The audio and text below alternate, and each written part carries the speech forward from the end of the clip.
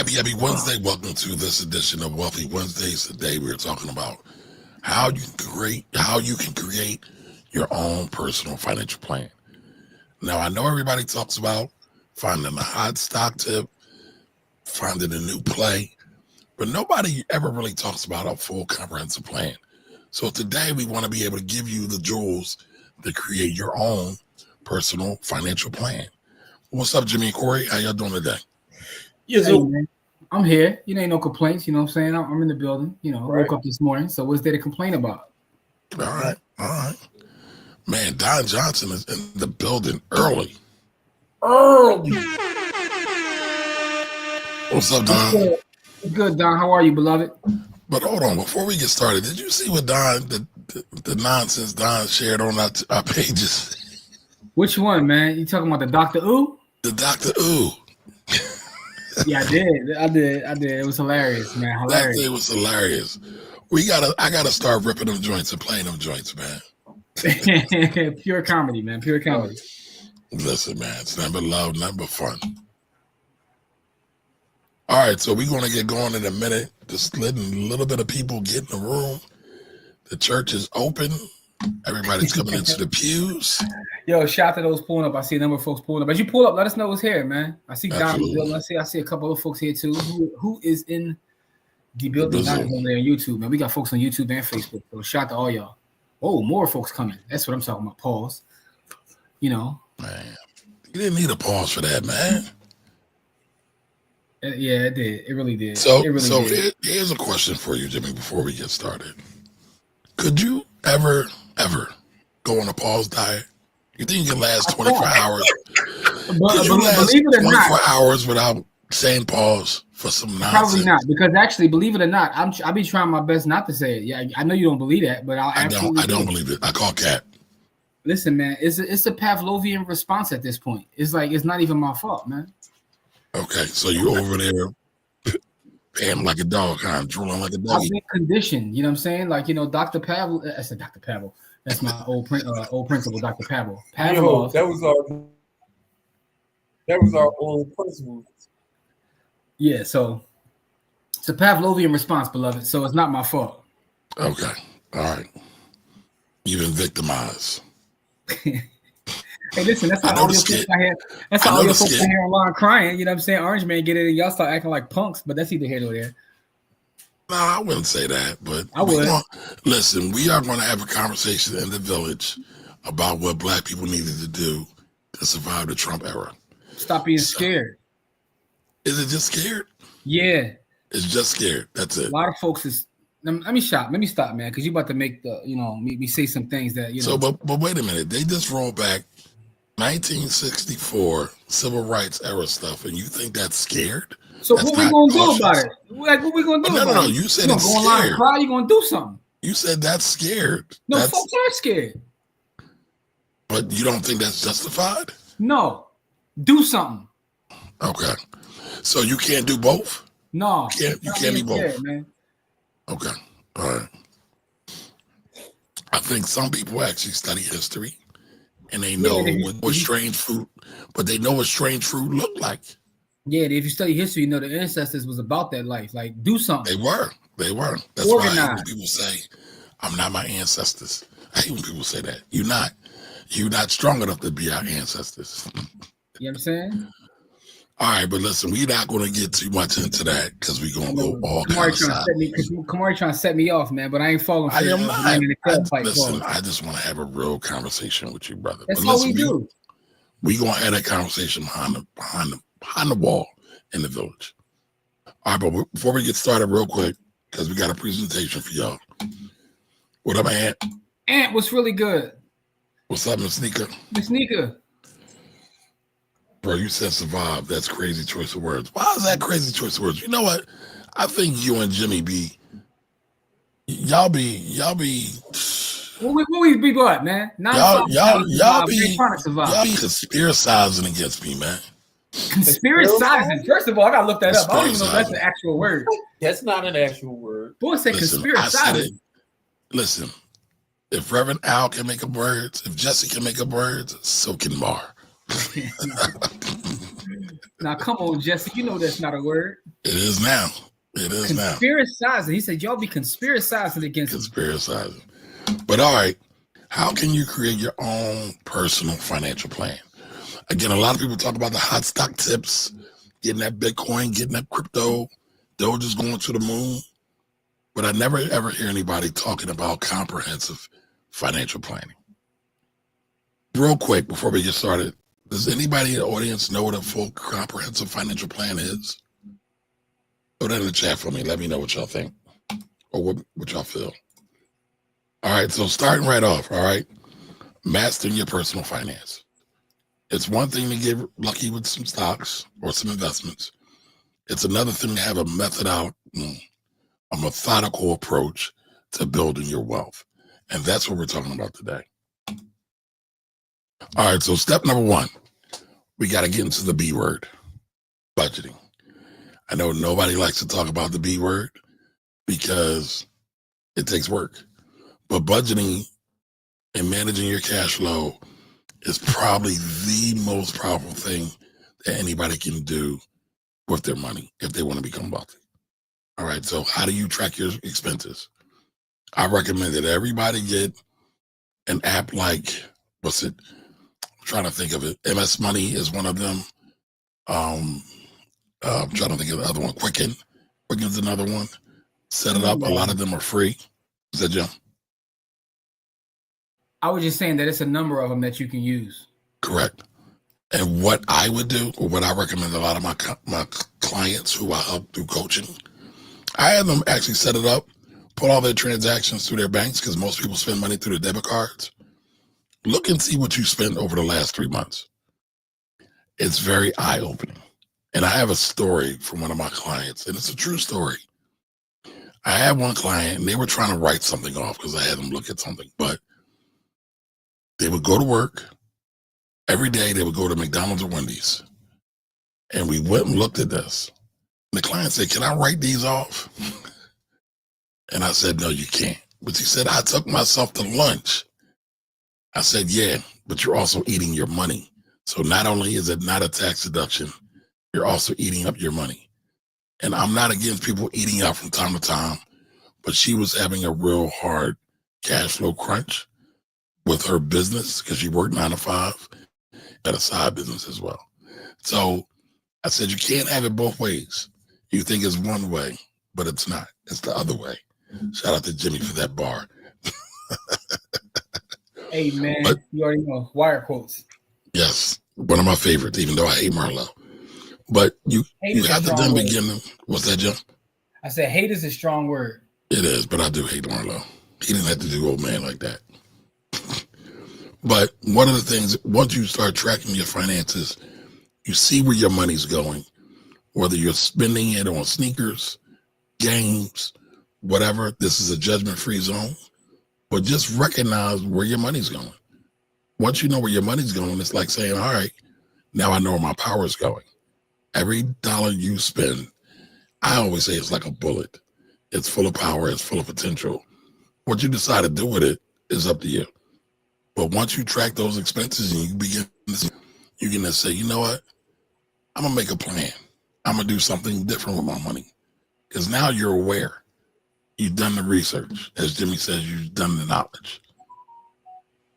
All right. And so the next thing I always tell folks to do is have an emergency savings fund. Now, I tell folks, and if you've been rocking with me for a while, I tell people a year. You want to have a year's worth of savings, a year's worth of income set aside. And I've been saying that for a long time now, and I've been proven right so many times. Now, the reason why I say that is because normally when people get laid off of a job or lose their job, it takes them on average about 9 months. Now, that was old pre-COVID data. I don't know how long it takes now. But before I was saying that, COVID hadn't happened. Then COVID happened. And there were a couple of people that actually followed my advice. Was like, Amari, I'm glad I had that year's worth of income set aside when COVID hit because they were good. And actually what happened was they were so good that they could take their emergency savings and they started to invest with it. So, that can be really powerful. It's amazing what you can do when you're secure and you have a foundation to bounce off of. So again, I would start saving a minimum. I will start with 3 months. Matter of fact, if you ain't got $1,000, because on average they say most people don't have $400 to deal with an emergency. Save your first $1,000. Start there. Whether you get a bonus, a tax refund, you can do some side work, cut some yards for the ladies that might braid some hair, do some babysitting or some dog walking. Figure out a way to save $1,000. Then once you do that, you can say, all right, I got 1,000. How do I save up 3 months worth of my income? Then once I do that, how much do I do to get 6 months? It's a gradual thing, but the end goal, in my opinion, is a year. The industry says, out of the financial planners, they say, do 3 months of expenses, or they'll say 6 months of expenses. I say do income, because most people don't want to change their lifestyle. If you don't want to change your lifestyle, you want to have money set aside just in case any emergency comes through. So keep that in mind, y'all. Now, debt management. Debt management is a major thing. How many of y'all know people who have credit cards that are averaging anywhere from 21% interest rates to 32%, 29% interest rates? I think that's the max. But there's a lot of people who have crazy credit card debt. I don't even want to talk about Klarna and Afterpay. I mean, I know a lot of people who are getting their card, getting their paycheck, and the first thing that comes out is their Afterpay bill. And that's really depressing. That's really, really depressing. So go through and see where your debt is, whether it's credit cards, a car loan, student loan, see what the interest rates are, see what the terms of the deal is, of the debt that is, and then begin to make a plan on paying it off. Or as I say on the board, conquer it. Conquer your debt. Because a lot of times we talk about investments, y'all not making more than the interest rates on your credit cards. And that's just being real. Now, I love the stock market. I love a great investment. I do believe you can do both, but you at least have to know what's going on with your debt situation. Jimmy or Corey, you dive in? You broke up on that. You said, did we what? You broke up. What'd you say? Any thoughts on this? Oh, absolutely. No, I like a couple of things you said that I completely agree with, which is the idea of income versus expenses, right? So I preach the same thing. Also, the idea of just starting with the first 1,000. I think once you get over that hurdle, the good thing about setting these things up is actually a psychological thing too. Once you have those things set up, it's almost like a weight is lifted. You know what I'm saying? That black cloud is removed. You need someone else for the black cloud to follow. Because while it's over you, it's dark to see tomorrow. But the fact of the matter is, I think those are great goals to start off your plan with and to aspire to. And just take it piece by piece. Don't try to do everything at one time. But so we on the same page with this, beloved. Right. You got to start somewhere. And also, don't be a liar, right? Don't lie. Yeah, that part. That's a bar. Oh man, listen, you must have never been in our camp. That's the first thing we tell our kids about their budget. I said most people are liars, but they won't lie to the world; they lie to themselves. Right. Right. The first thing they do is they omit the lie by omission, and then all right, when they know when they figure out that they've been omitting something, then they lie just so it look good. But when you do that, the only person you hurt is yourself, right? Correct. So just don't lie to yourself, right? Don't be that person. You know what I mean? And also, just to add a little bit more to it, I heard you talk about your client and how they were trying to write off their lunches and whatnot. I used to actually work in this space too. And what I would find that people would do when I tell them to write their budget down, they would omit things, not even intentionally trying to lie, but they're putting down their fixed and variable bills, but they're leaving out the fact that they go to Wawa literally every morning to get coffee. Every morning. You know what I'm saying? They leaving out the fact that there's a young lady they like spending money on every other week because she gives them some time to herself.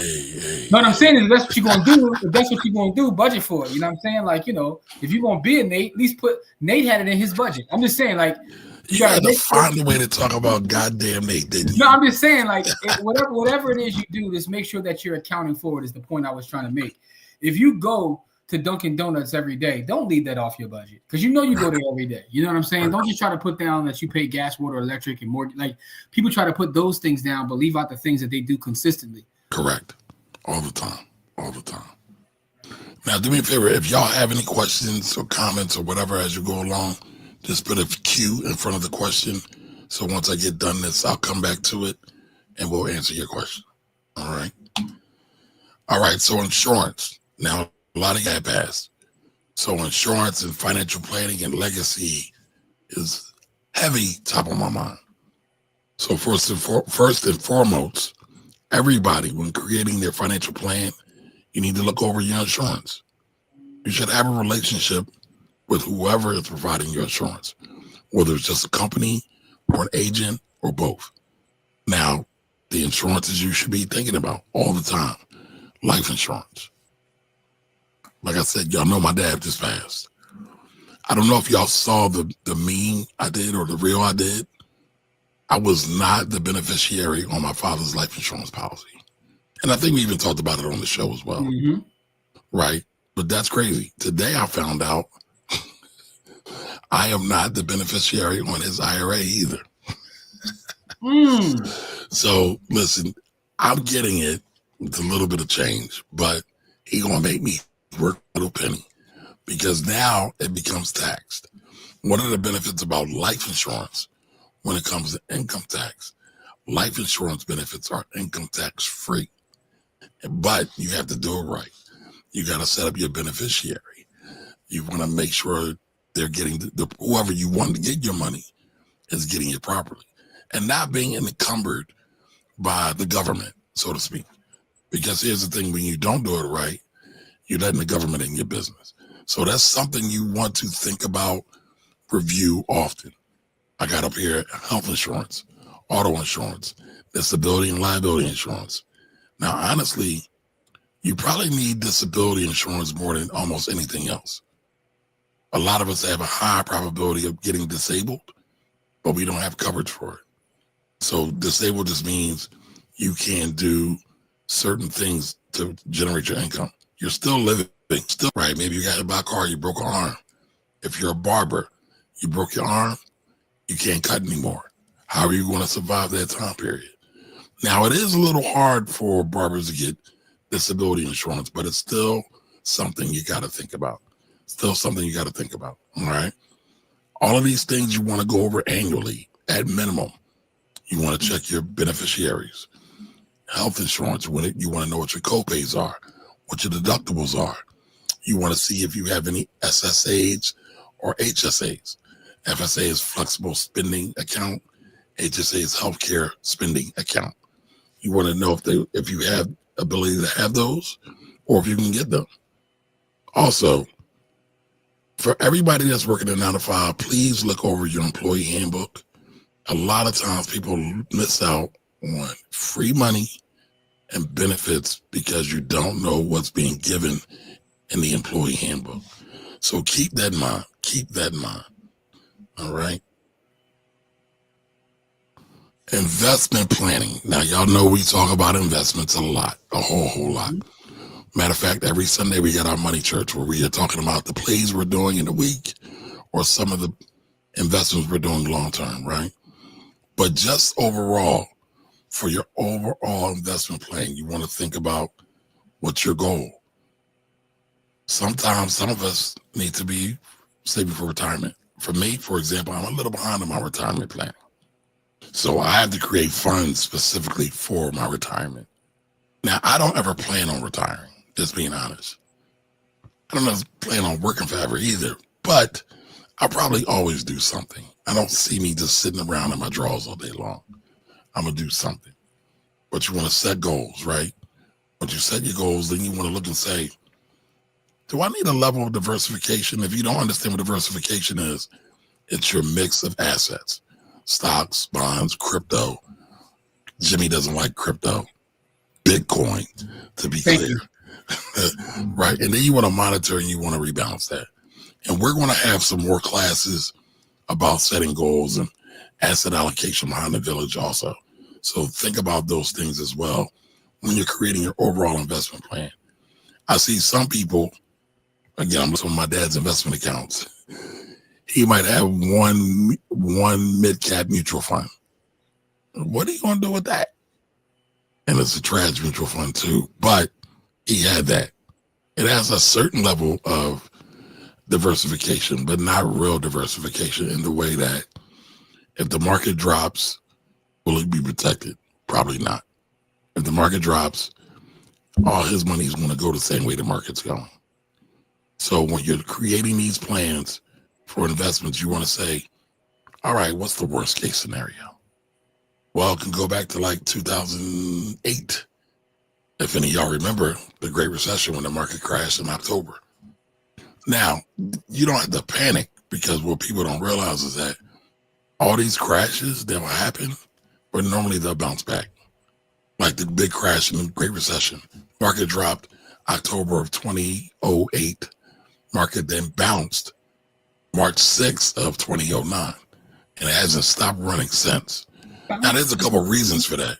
Go ahead, Jim. What you about to say? No, I was just singing a little bit of R&B. I was saying bounce, bounce, bounce. But anyway, just to chime in real fast, that's the best time to buy, right? And that's the beauty of dollar cost averaging when you are setting up your plan.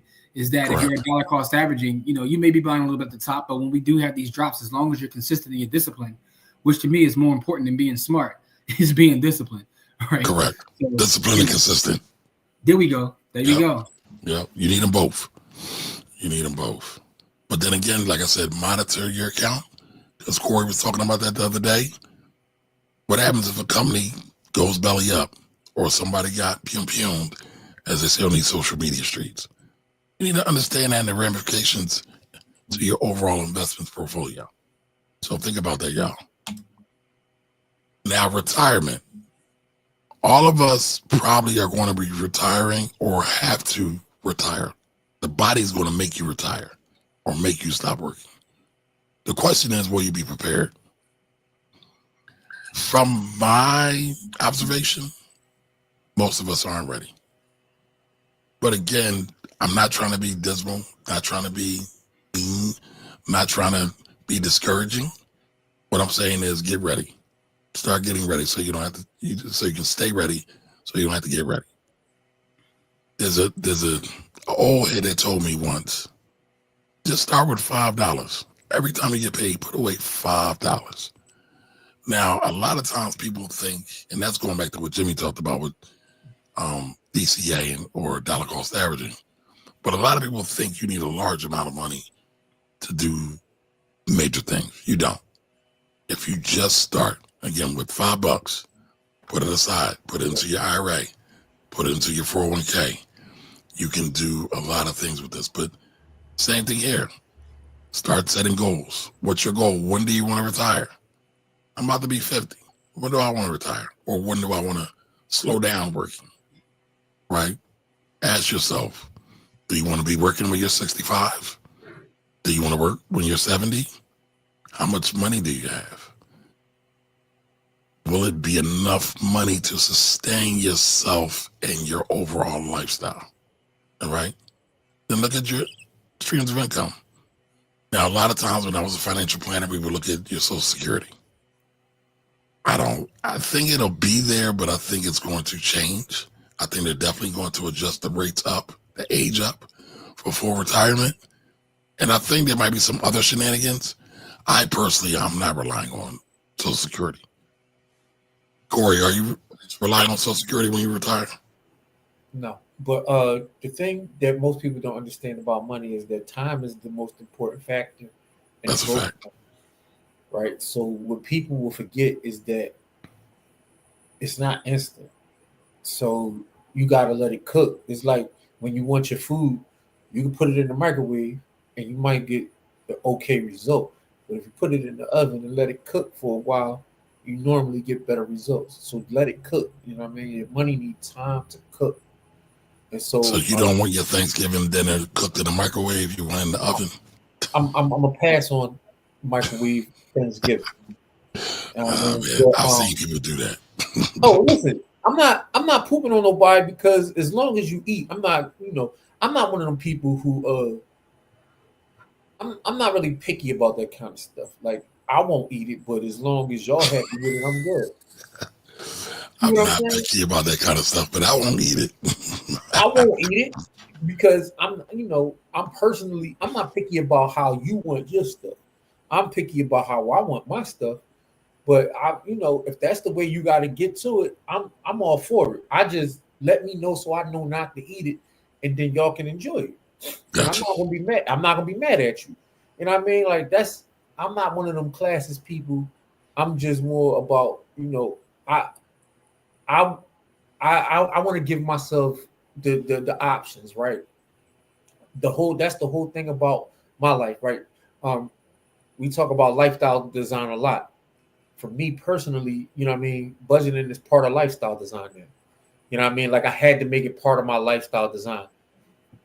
Uh, Right. And so retirement's part of lifestyle design. That is it is. retirement is It is. lifestyle design, right? Yeah, because it's your current you thinking about the future you, right? Like, what do I want my future to look like? And most people can't do that because they stuck in the present because of the way our economy is. So this is something I talk about in the book that I wrote that I never published because I'm aware When that you gonna publish it? What you waiting for? it's about environment, right? So the book that I have is called A Field Manual for Behavioral Redirection, and basically it is um, how people can redirect their own behavior if you notice the patterns, right? Because that's what I do for a living. I help people to redirect behavior. I help them to look at patterns and then redirect their own behavior. I do it with children. I've done it with adults, and I usually do it with children with special needs, um, which is the hardest group to do it with because you know their retention skills are very low. So you have to do things over and over and over again. It's not because they're like not smart. It's because they don't retain things because of their body chemistry and their chemical makeup. Gotcha. But let me get back to this. So look at if you're looking at retirement and you're planning it out, where is your money gonna come from? Are you gonna keep working? The streets. Listen. Listen, here's the thing. I tell some of my clients, I said, I work at Walmart. You're gonna have to be a greeter at Walmart the way you spend money. Because they don't save, they don't have good saving habits. They make great money though. They're high six figure income earners, but they don't save money. They spend it as soon as they get it. And they hate when I say that to them, but that is the truth. Mm-hmm. So you gotta think about it. It's not really about how much money you make, it's about how much money you keep. So keep that in mind. But you want to know, are you going to get Social Security? Do you have a pension? Do you have IRAs? Do you have Roth IRAs? Where's that money going to come from? Also, you want to think about taxes. All of those different accounts are going to have tax implications. Some people think that when you get to retirement, you don't have to pay any taxes. I'm sorry to bust your bubbles, but you're going to have to pay taxes when you're in retirement. And yes, Social Security a lot of times is taxed as well. So keep that in mind. Keep that in mind. All right. All right. So tax planning. Y'all know this is my thing. This is something I've done damn near my whole life, right? So understand your deductions, understand your credits, try to be tax efficient as possible. Now, a lot of people don't think about tax planning at all. I mean, if you're behind the village, I'm helping folks develop tax plans for themselves. A lot of times, if you're a business owner, real estate investor, you have a bit of an advantage over somebody who works, say, a 9 to 5 job.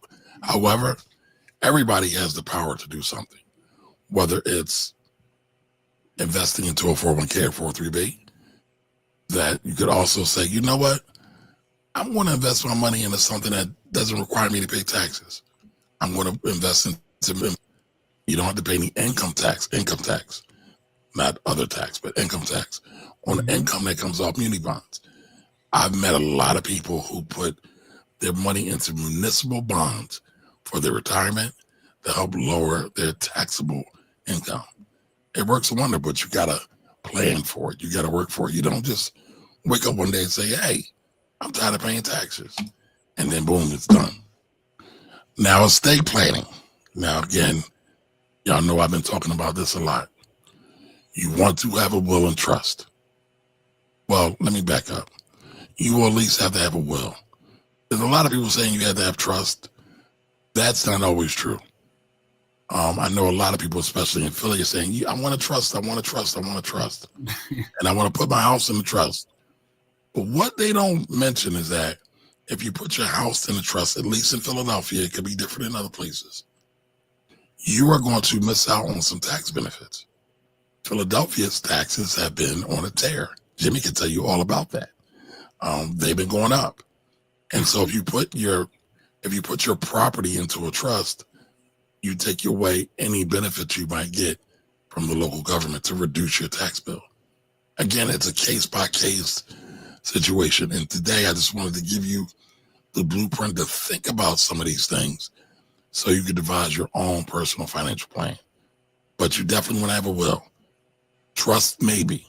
All right. Power of attorney, yes. Is there somebody you trust to help you out when maybe you're incapacitated? Whether you want to have them handle your business affairs, your medical affairs, things like that. All of those things you got to think about.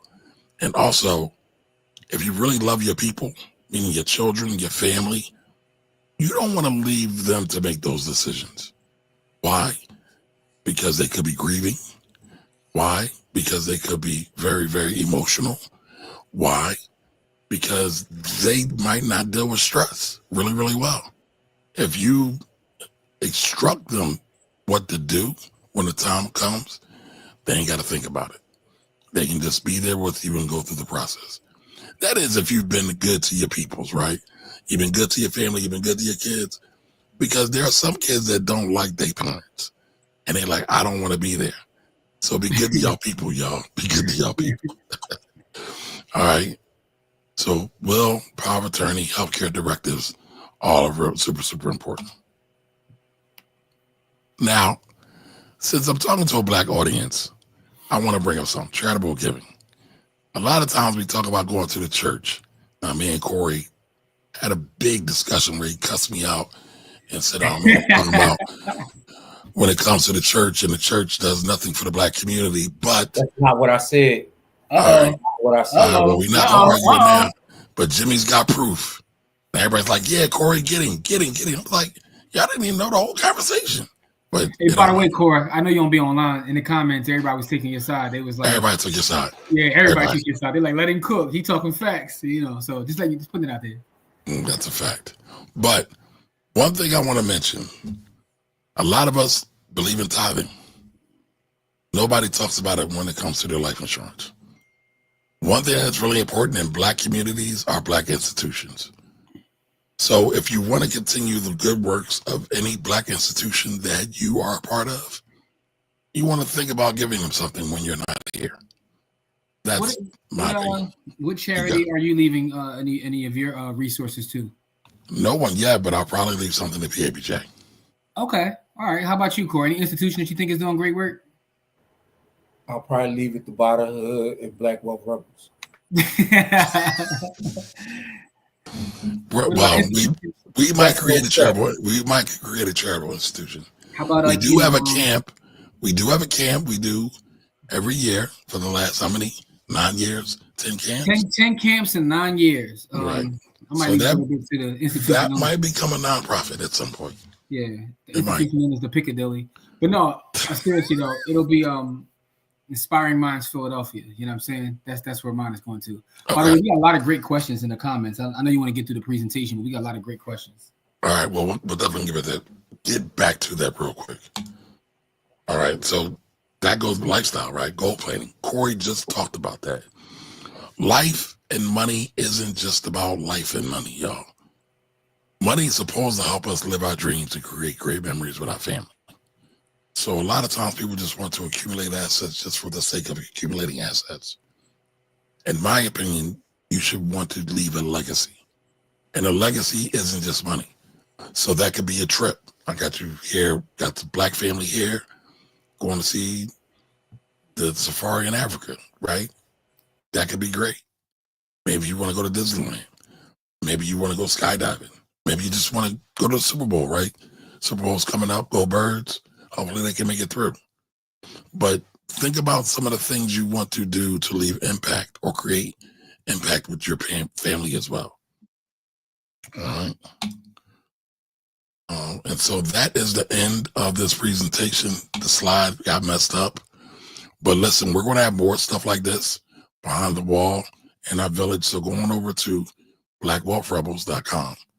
Y'all all know we blast it all the time. We only want community-minded people. If you're selfish and you only care about yourself, stay at home. But come on over to blackwealthrebels.com. Jimmy's talking about how he smacks up SPY doing this trading every day or almost every day. There's a lot of jewels over there, y'all. A lot of jewels.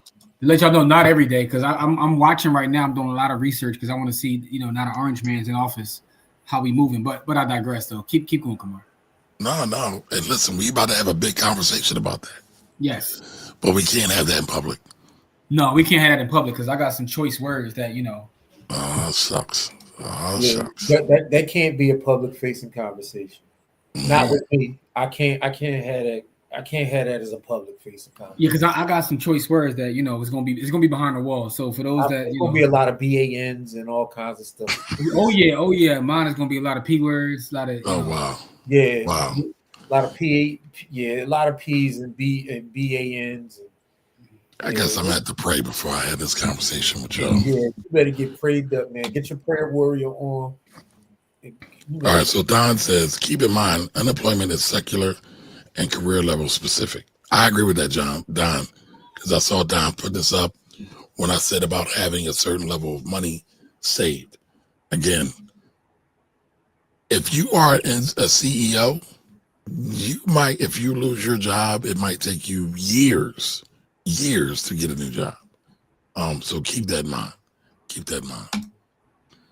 All right, Dallas is in the building. Welcome. Nicole's here. Donna said, oh, well, but I'm not sure what she says it about. What up, Dre? All right, Don says, glad you had insurance in there. A lot of gurus forget about that. Listen, most of these gurus don't talk about financial planning from a comprehensive space at all. I want us to be different. I want us to be very community-minded and talk about the things that people need, not just what they want.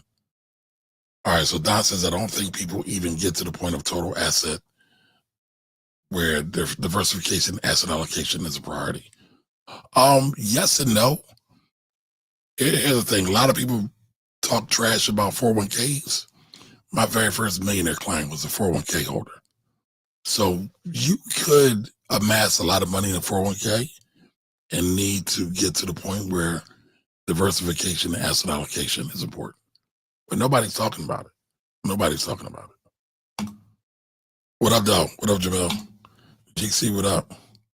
Oh, my family's in the building. Mama Rosa, how are you, ma'am? Matter of fact, that $5 story, by the way, was from her father. Her father would always tell me as a youngin', just put $5 away. Just put $5 away. And that never left me. And it's funny, just through this whole time, I've just been reflecting on a lot of the positive Black people, especially Black men that I've had in my life. I've been blessed. I'll just say that. All right, Jarrell. Jarrell asked the question, is a trust better than a will? Or is it all situational? They are two different things. So wills are directing all of your non-probate assets. Wills direct your probate assets. Now, I know you're going to say, well, come on, what's probate? So you have probate and you have, what's the other word? The opposite. What's the other word, Jimmy? Probate and intestate. So you have people who have, I'm sorry, that's wrong too. Anytime somebody dies, and every state's different, but you have to go through the probate process. The probate is faster if you have a will, because that's going to direct where you want your assets going. A trust, though, a trust is like, what's the best way to explain it? The trust is like an LLC, for lack of a better term. The trust is going to hold various assets. The trust is there to direct certain assets, certain payouts per your instructions. So they're a little bit different. The case I'm thinking about is Nipsey. Nipsey didn't have a will, but he had a trust. And we got to get our sister Courtney on, who is our resident tax / estate attorney, to really break all that down. But they are different. I will say this. A lot of times people use trust for different reasons. Taxes is one reason. Also control, because people can't. So, for example, I have a daughter, and let's say some bozo, and he treats her crazy. And then I pass away, because at some point I'm going to be out of here, y'all. And let's say I leave her all my money, but her bozo husband gets it or tries to get it all. Well, if it's in trust, it's not going to be as easy to get to it. And there's some other things about community property, not community property, probate assets, non-probate assets, all those things come into the mix. But bare minimum, you need a will. You don't necessarily need a trust, because guess what? Trust costs money to maintain. Nobody talks about that. You have to file a trust tax return when you have a trust that generates over $600 a year in income.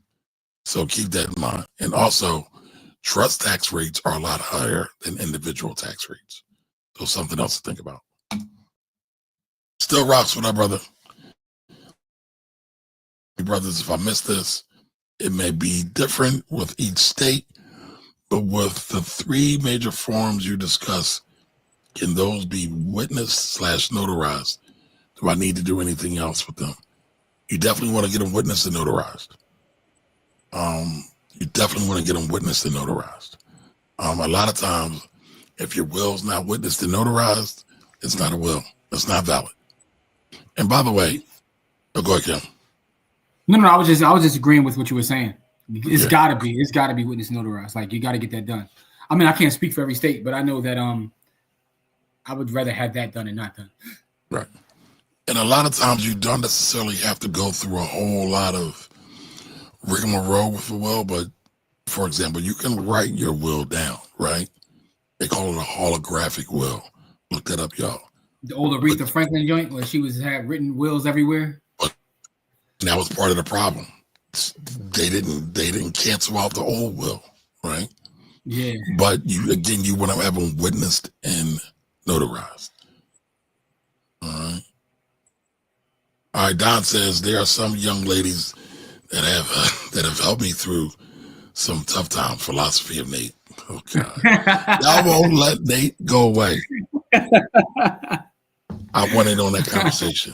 What conversation is that, Nicole? Which one? The one we said that we can't have on this platform. That they got to go to the. All right, well, come behind the wall, Nicole. Come behind the wall. Yeah, Oh shit, we got the superstar in the building. JT, what's good? Mr. Pocket watching JT, who was taking the internet by storm. That's my bro over there. We have done a lot of content, but not a lot, but we've done some content together. I would call him the hardest working black man on YouTube, y'all. And he's taking out the scammers. So that's my homie. Jimmy, I've seen this. I get a lot of flack for being cool with JT. People actually send me messages. You get the proximity shots at you. I do. And I'm like, dang, I didn't even do that. But they mad at me. You enjoy it, though. You enjoy it. Oh, listen. I want y'all to understand. I endorse, approve, and love everything Pocket Watching with JT does. No, that's not what I'm saying. What I'm saying is you have this sick thing, like you love when people slander you. Like Kamari got some like sick thing where that's not true. That's lies.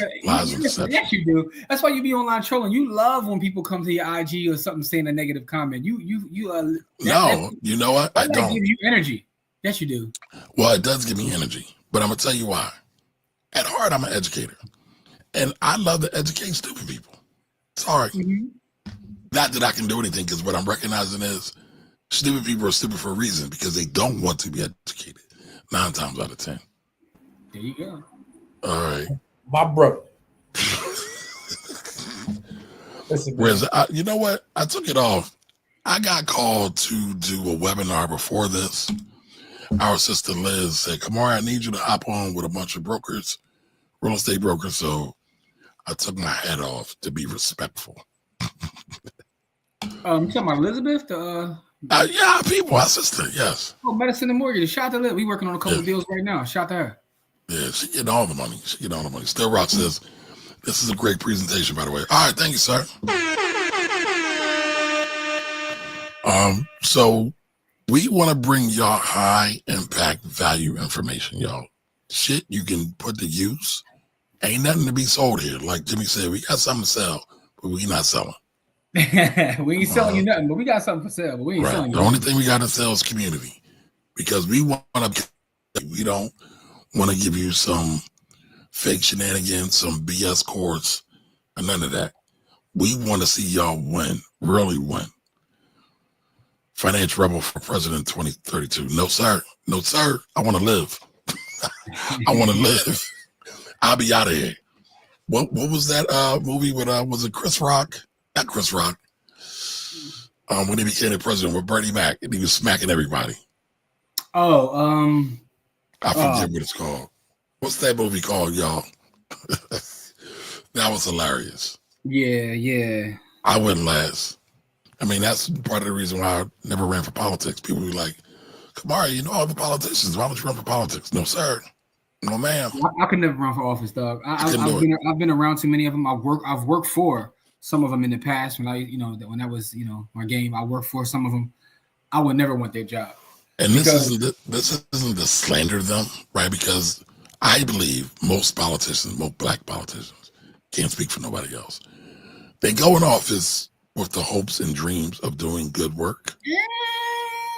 It's corrupt, and then the process corrupts them a lot of times. But here's the thing, though. I've seen that happen.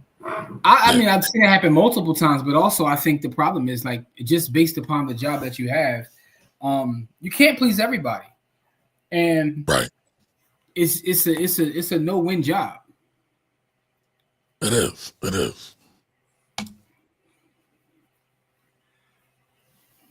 I mean, that's what we want to do, man. We want to be here for y'all. By the way, shout out to my guy Elijah over there at Financial Anatomy. Check him out, y'all. He does a lot of great stuff as well. Yeah, anytime. And listen, my inboxes are open. DM if y'all got questions. Just shoot us an email. blackwolfrebels@gmail.com. But there you go. You'll get a lot of the answers to questions and access to all of us if you get in the village, y'all.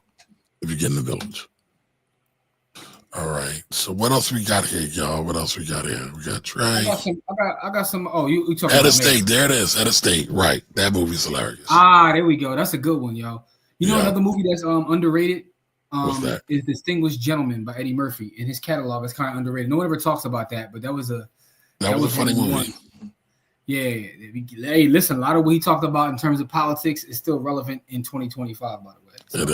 It is. What's the joint with Proswell in it? Proswell from the Fugees? Yeah, the joint where he was like the president, Pros.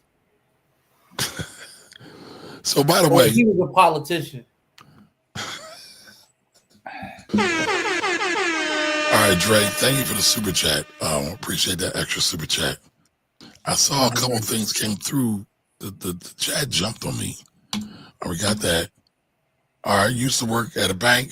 Try to have these conversations with the young guys that would come in the bank as soon as they got that first job and apply for that charger. I'm like, what do you want in the life? What do you want in life? Yo, Dodge all young boys want his Chargers, dog. I don't know what Dodge knew something when they came out with that one, dog.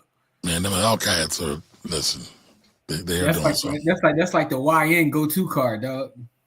It's not just YNs though, but yeah. I'm telling you. I mean, well, some people. No, I mean, listen. I know. Some folks need second childhood, but. Yeah.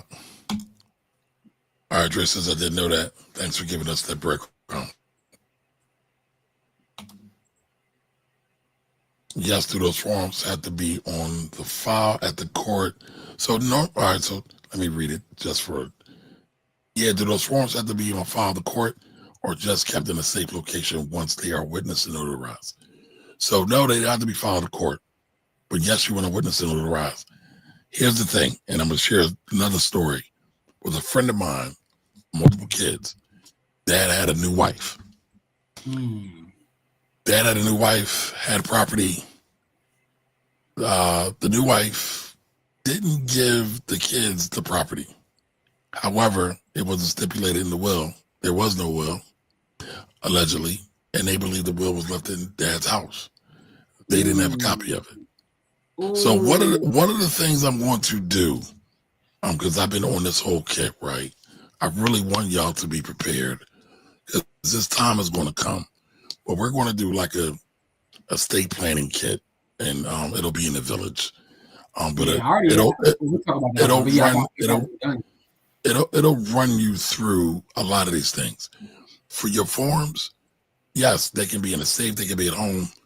But for the people you want to get your shit, just to be clear, you want them to know, and you want to have multiple copies with multiple folks, whether it's a lawyer, an auntie, an uncle, a girlfriend, whoever, somebody else, and not just in one location.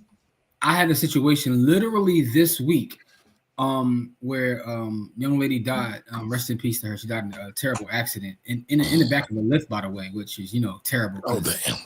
Yeah, that's crazy. But anyway, we don't, like I said, we don't even think about that when we get in these lists and these Ubers. But anyway, all of her information, all of her important financial information and everything was kind of like locked in her phone. And her family can't get access to her phone. They have to go through this whole process with the death certificate and everything to get access to her phone. Right. She owned property. And this is why they contacted me to ask the real estate question, because they weren't sure where her mortgage was or, who to pay. They don't want to get behind or lose the property. So one of the things about this whole estate planning matter is, we could talk about the instruments like the wills, the trust, but literally grab a book, write down your passwords, who you're paying your stuff to, and maybe put that in the safety deposit box, put it somewhere where your loved ones know. So outside of just like the legal documents, just basic things that we take for granted and just don't think about. Make sure you document it somewhere and that somebody knows how to get access to it. That's all. I want to get to the conversation. No, that's proper stuff, because listen, nobody knows the time or the hour, y'all. Like, I know that's a saying in the Black community, but that saying is damn sure for real. Yes. I know. I mean, my dad had been battling some stuff, but I thought he was going to have time. I'll be honest. I was, still shocked, still mad. That I feel robbed a little bit. So, but it's life. Nobody has control over it. Man, you never know. Right. All right. Good. There I go, man. I'm donating a piece of my my chicken to everybody in the village, man. I don't want no parts of that, by the way. $40 dates on me for everybody, once the read that comment for me, Jim, Don, I got you, Don. Read that comment for me, Jim.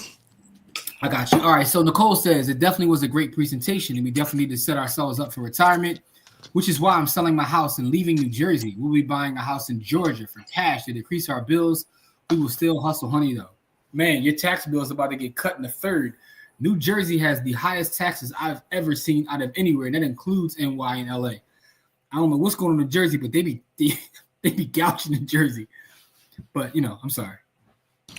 I don't know that Jersey taxes are that much lower than Lower? I said higher. Jersey has the highest taxes in the nation. That's an objective fact. That is not my opinion. What's New Jersey tax? I'm sorry. I'm speaking specifically about real estate taxes, by the way. Look it up, though. Oh, I'm thinking income tax. No. Income tax may be higher in New York or something, but I'm speaking specifically about real estate taxes because she said selling her house. That's when we say that. Real estate taxes, Jersey has the highest real estate tax rate there is. Really? Yeah, they be wilding in Jersey, dog. I'm looking it up now because y'all got me thinking. All right, Don says, let me pull Don's comment up. Don says, make sure these documents are placed in multiple places, electronic and a hard copy, even outside your home.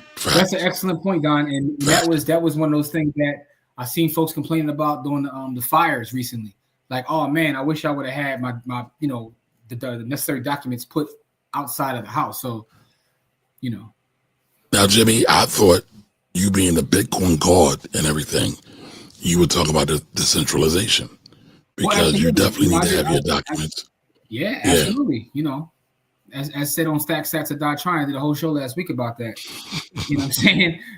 And by the way, those in the village, you have access to the show that drops the end of this week is already back there. You know what I mean? We talking about Trump coin, Kamari's favorite new crypto.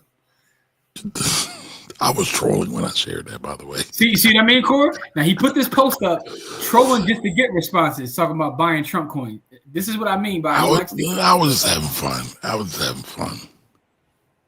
I mean, that thing, I'm surprised you didn't say what I thought you was going to say, though. Which is? Everything's a shitcoin except for Bitcoin.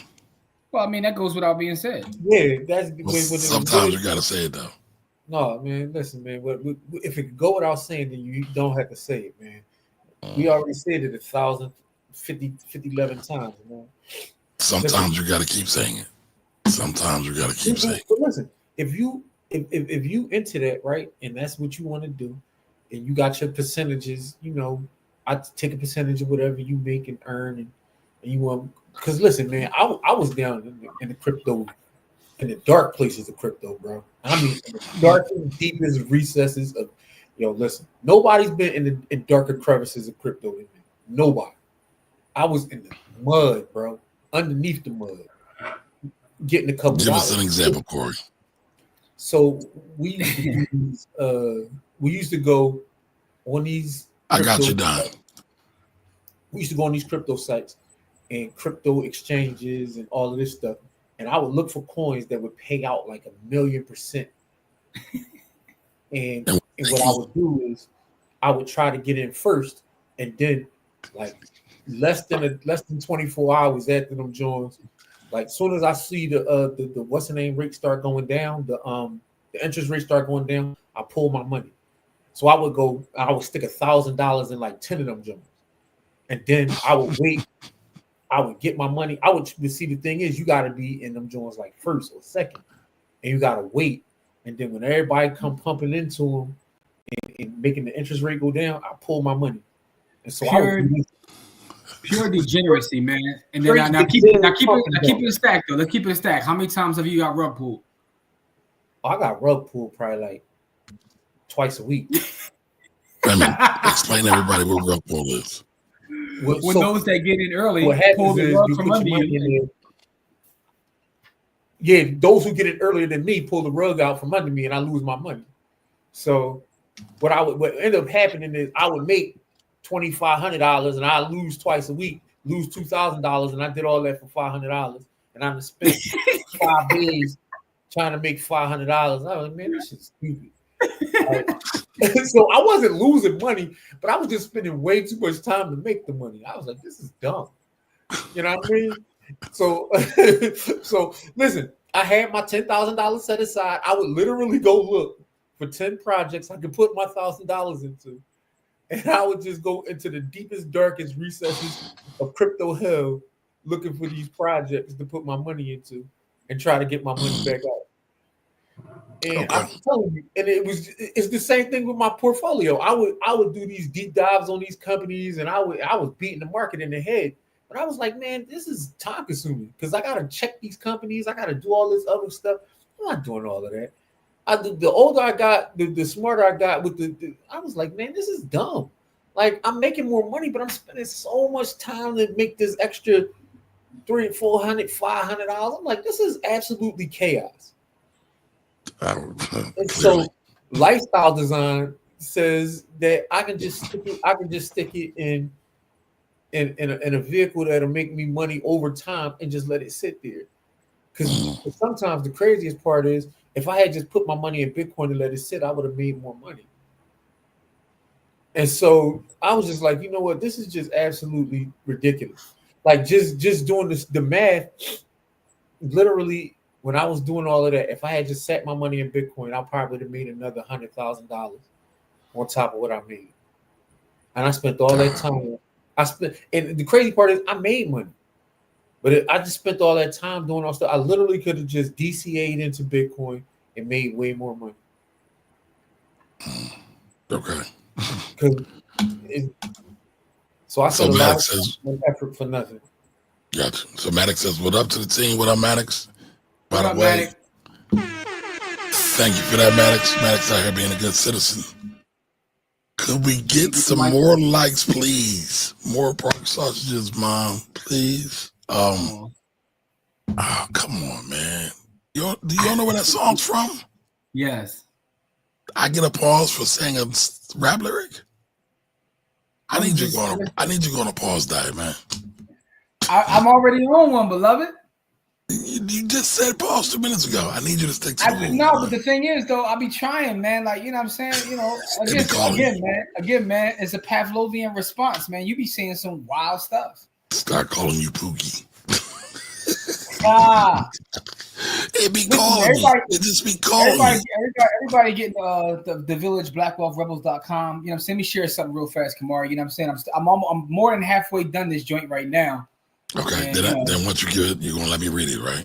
Once I'm done and passing it off to Kamari, this is it's the price of oil, stupid. So, you know what I'm saying? You see, you know what I mean? I'm more than halfway done the book. What else I got over here? I think I shared this one already. I just got this new one. It's some new food. The Data-Driven Investor's Guide to Real Estate, because a lot of y'all be making decisions and not using data. So, you know, there's that. Also got this in. I actually caught 3 of these. See this, Kamari? Oh, yeah. Oh, yes, sir. I'm taking it back to the basics. I bought 3 of these. I got 2 nephews. I gave both my nephews one. I'm about to, you know. Oh, you got it for him already? Read yeah, so I bought 3 of them. I bought 3 of them. Huh? Did you look at it? Did you peruse it a little bit? Yeah. I started looking at it. You know, they just came in the mail literally today. You know what I'm saying? So I got, you know what I mean? Like, you know, we here. But, so do you see why I recommend it? Yes, I do. And I'm making it a rule for them. Like, I need them to read it and we're going to meet about it. And if they don't read it, then I'm taking them out of my inheritance. But that's either here nor there. That's a personal thing. But that's literally going to be my rule. But so I got robbed from mine earlier this week. But I think that it's funny because, you know, Kamari recommended this book as like a starter book that everybody should read. And after reading through it just like briefly, I see why you did. Mm-hmm. And I think this is a must read. So I have 2 young adult nephews, you know what I'm saying? And I told them that they got to read it, like literally, because this is a great book if you want someone to get started in understanding how the entire system works. So it's called How Money Works. And by the way, I didn't see Miss Edith in the chats today, but she brought that book and she brought it for her grandson, and she said he loves it. So that made me feel good. It's that work, man. So it's gonna be forced reading. I'm trying to force everybody in my family to read this book, man. You know, but you know how that is, trying to get family to do some financial stuff. You know how that is. But we all know how that is. Don had a question. All right. Recommended amount of income that should be saved for retirement. Whatever you want your income to be, right? A lot of people love the 4% rule, right? Figure out what you want your annual income to be. So let's say you want it to be $100,000. Divide that by 4%. What's 100,000 divided by 4%, Jimmy? My question is this: what's the expenses? Right? Everybody's number is not going to be the same. That's 2,500, by the way. So that's 2.5 million. So you'll need roughly 2.5 million in an account, pulling off or assets that generate that amount of money every year. So if you want 100,000, either you got to have 2.5. Is that right? I looked that up again. At the 4% rule? Yeah, for the 100,000. Yeah, 2.5. 2.5. I'm not a super math whiz like those guys that went to the cult. Whoa. Shout out to all the graduates of Central High, the greatest high school in the world. But Kamari, you want to stop that? Is it not a cult? We've been through this before. It's not a cult. It's a way of life.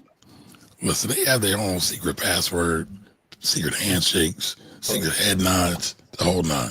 Somebody jealous, man. That's what it sounds like. Listen, I wish I could have been around all the super educated, smart, educated people. I'm just a smart, young kid from Philadelphia. That's all. Yeah, here he goes. But I wasn't smart enough. All right, Nicole says, when my stepmom passed away, we couldn't find her will. Ugh. I know that feeling. Her daughter, who was next of kin, acted like my brother, and I didn't exist, and she was estranged with her mother. Acted like her daughter. Okay, I don't totally understand. It sounds like they were close with their stepmother, but because the daughter was next to kin and they couldn't find a will to see how things were, she was like, F them. Gotcha. So this is like a lesson. We've heard multiple stories about people having documents, but it happens a lot. Yeah, well, you did this one already, Jimmy. That's a good comment from Still Rocks. You could do a presentation on just how to effectively store and file your paperwork and other banking information. It'll be behind the village. And when we do this estate planning kit, that'll be part of it. I actually already wrote one out, Kamari. I'll share it, and we can put it behind the village. I have one done already. Okay. Real estate taxes are ridiculous. I was getting ready for Amazon, but I digress. Yeah. Make sure someone has a passcode to get in your phone. See, that gets tricky, especially when you come from a family like mine. I had an uncle. You know what? Never mind. Throw mine in the river, y'all. Never mind. I'll just say this. A cousin of mine and myself, we have a joke. We have new cousins that pop up every time somebody dies in our family. Now, that didn't happen when my daddy died, but everybody else, especially on my mom's side, I find new cousins all the time. That phone thing is tricky. Take mine and throw it in the river. But I see a comment from Nicole right there. Yo, we went to Central and everybody else went to high school, bro. There we go. Oh, see, that's why I call it code. See how elitist and classes and bourgeoisie they are. If we're a code, what do you call Nicole school? If we're a code, what do you call Nicole school? Because they got the same thing going on. I mean, she said what she said, though, right? And they do. They're called too, but Central was first, right? And technically, they're our little sisters. They spawned off of us. I just said Central was first. I'm saying technically that's our little sister school. Yeah, because Central was misogynist and they didn't let women in. so got him. So I'm not even going. Man, listen. I applied to Girls High. I didn't get in. I definitely applied. Oh man. All right, Still Rock says my wife had a major health event. I definitely was. I was trying to be the first. My wife had a major health event, January 30th, 2024. She was down for a couple of months. I knew basically what her personal affairs were and basically what passwords were, but the book would have been easier. Yep. Or what Don said, one of those digital versions where you have like multiple passwords for family and all that. Yep. So, All right, GC says I'm all for the meme coins for now. GC, I'm telling you this gradually, but suddenly, one day GC will become a Bitcoiner. Gradually, but suddenly. That's how it happens. All right, read that one, Jim. Just a lot of time to try and be up on this and that token, trying to dictate when you need to get out. Yeah, it's a lot of work, man. It's what Corey was talking about. Yeah, man. I told you this is why we listen, man. Jim was down in the recesses of I was that. See, going through that experience helped me to get to where I am, though. Like going through the seedy underbelly of the crypto world helped me to get to where I am today. GC says I might buy some Google soon, though. Pelosi copped some, and since I peeped Sergey at the inauguration, I don't think they're going to have to sell Chrome. It's funny, right? It's funny because like I saw Sergey at the inauguration, right? And I was actually watching the Samsung Unpacked event today where they announced the Galaxy S25, stuff that Apple will do from 4 years from now. But I was watching it today, and I was looking at like all the things they were talking about in reference to Google Gemini. And I'm like, I want to do a full analysis of Gemini and Chat GPT to see which one is stronger. But Google definitely is a very strong company, and him playing politics now is very interesting. Just like, I don't know if this is a coincidence or not, but you know that Nelly was facing a drug charge in St. Louis, right? In Missouri. I shouldn't say St. Louis, it was Missouri. You know he's facing a drug charge, right? Yeah, and all of a sudden that joint just got dropped this morning. Listen, I don't know if it's a coincidence. I'm just saying, like, folks is out here, you know. I see Kamari looks disgusted. It's only entertainment. That's all I got. That's all I got. Nelly's Listen, old. What do you have? I mean, listen, that's an interesting question, right? Maybe we should save this for the conversation we're gonna have overall, right? Because I don't like either one of them. I'm not left, right. I'm none of that. You know what I'm saying? I'm probably center. I don't know if I'm center, left, or right. Anyway, but the question I have for you, there is a difference, but I didn't see the question. But here's the question I have for you, though, and it's in reference to what he said. Okay. If you're able to play politics, right? Would you be willing to sit down with the Orange Man and work with him if you could use that to do something for yourself or your community? Listen, man, I don't like wasting my time. So yeah, that I don't like wasting my time. That's not the question, but okay. Here, wait a minute. Somebody asked me for the link. Maddox, here's the link. I'm putting it in the chat now. Oops, that's not the link. How money works. Oh, Let yeah. me see. How many Here's words? the book. Here's the link. By the way, this is my Amazon affiliate link. Full disclosure, no upcharge to y'all. Oh, by the way, I use your Amazon affiliate link about all three of them. So. Oh, cool. All right, we need those books posted in chat, please. Yes, there you go. All right, salute, Wall Stewards. I appreciate that. Salute. Don DeMarco. The greatest high school is Girls High. Annual income times 365 equals retirement. Yes, that's what the 4% rule is. Okay. Okay, cool. I ain't mad at it. Kamari ducked the whole question. I don't want to waste my time. Like, is that a yes or a no? I mean, that's self-explanatory. I don't like wasting my time. I said if you could get something for yourself or your community. You're basically ignoring the question and saying that I'm not going to. I'm not. See, I'm not Herschel. I'm not Herschel. You won't answer the question. I'm not Herschel. Right? I'm not asking you to be Herschel. I'm not asking you to be Herschel. What was the old boy who got married but's really gay? I mean, let me stop. Whoa, doctor. I know he back in office, but you just dropping all kinds of slurs down. You said slurs are back too, huh? But it's not a slur. Being gay is not a slur. No, that's not what I'm saying. I thought you. No, mind. Listen, here's the thing. You're not answering the question for one. They say Tim Scott's lady was a beard. That's all. I hear you, right? But here's what I'm saying. Do you think that O'Shea Jackson or Steve Harvey or Jim Brown are coons too because they were trying to get something? So listen, I love Ice Cube. I love Ice Cube. I think Ice Cube was full of shit when he did what he did. Nobody gets anything the year of.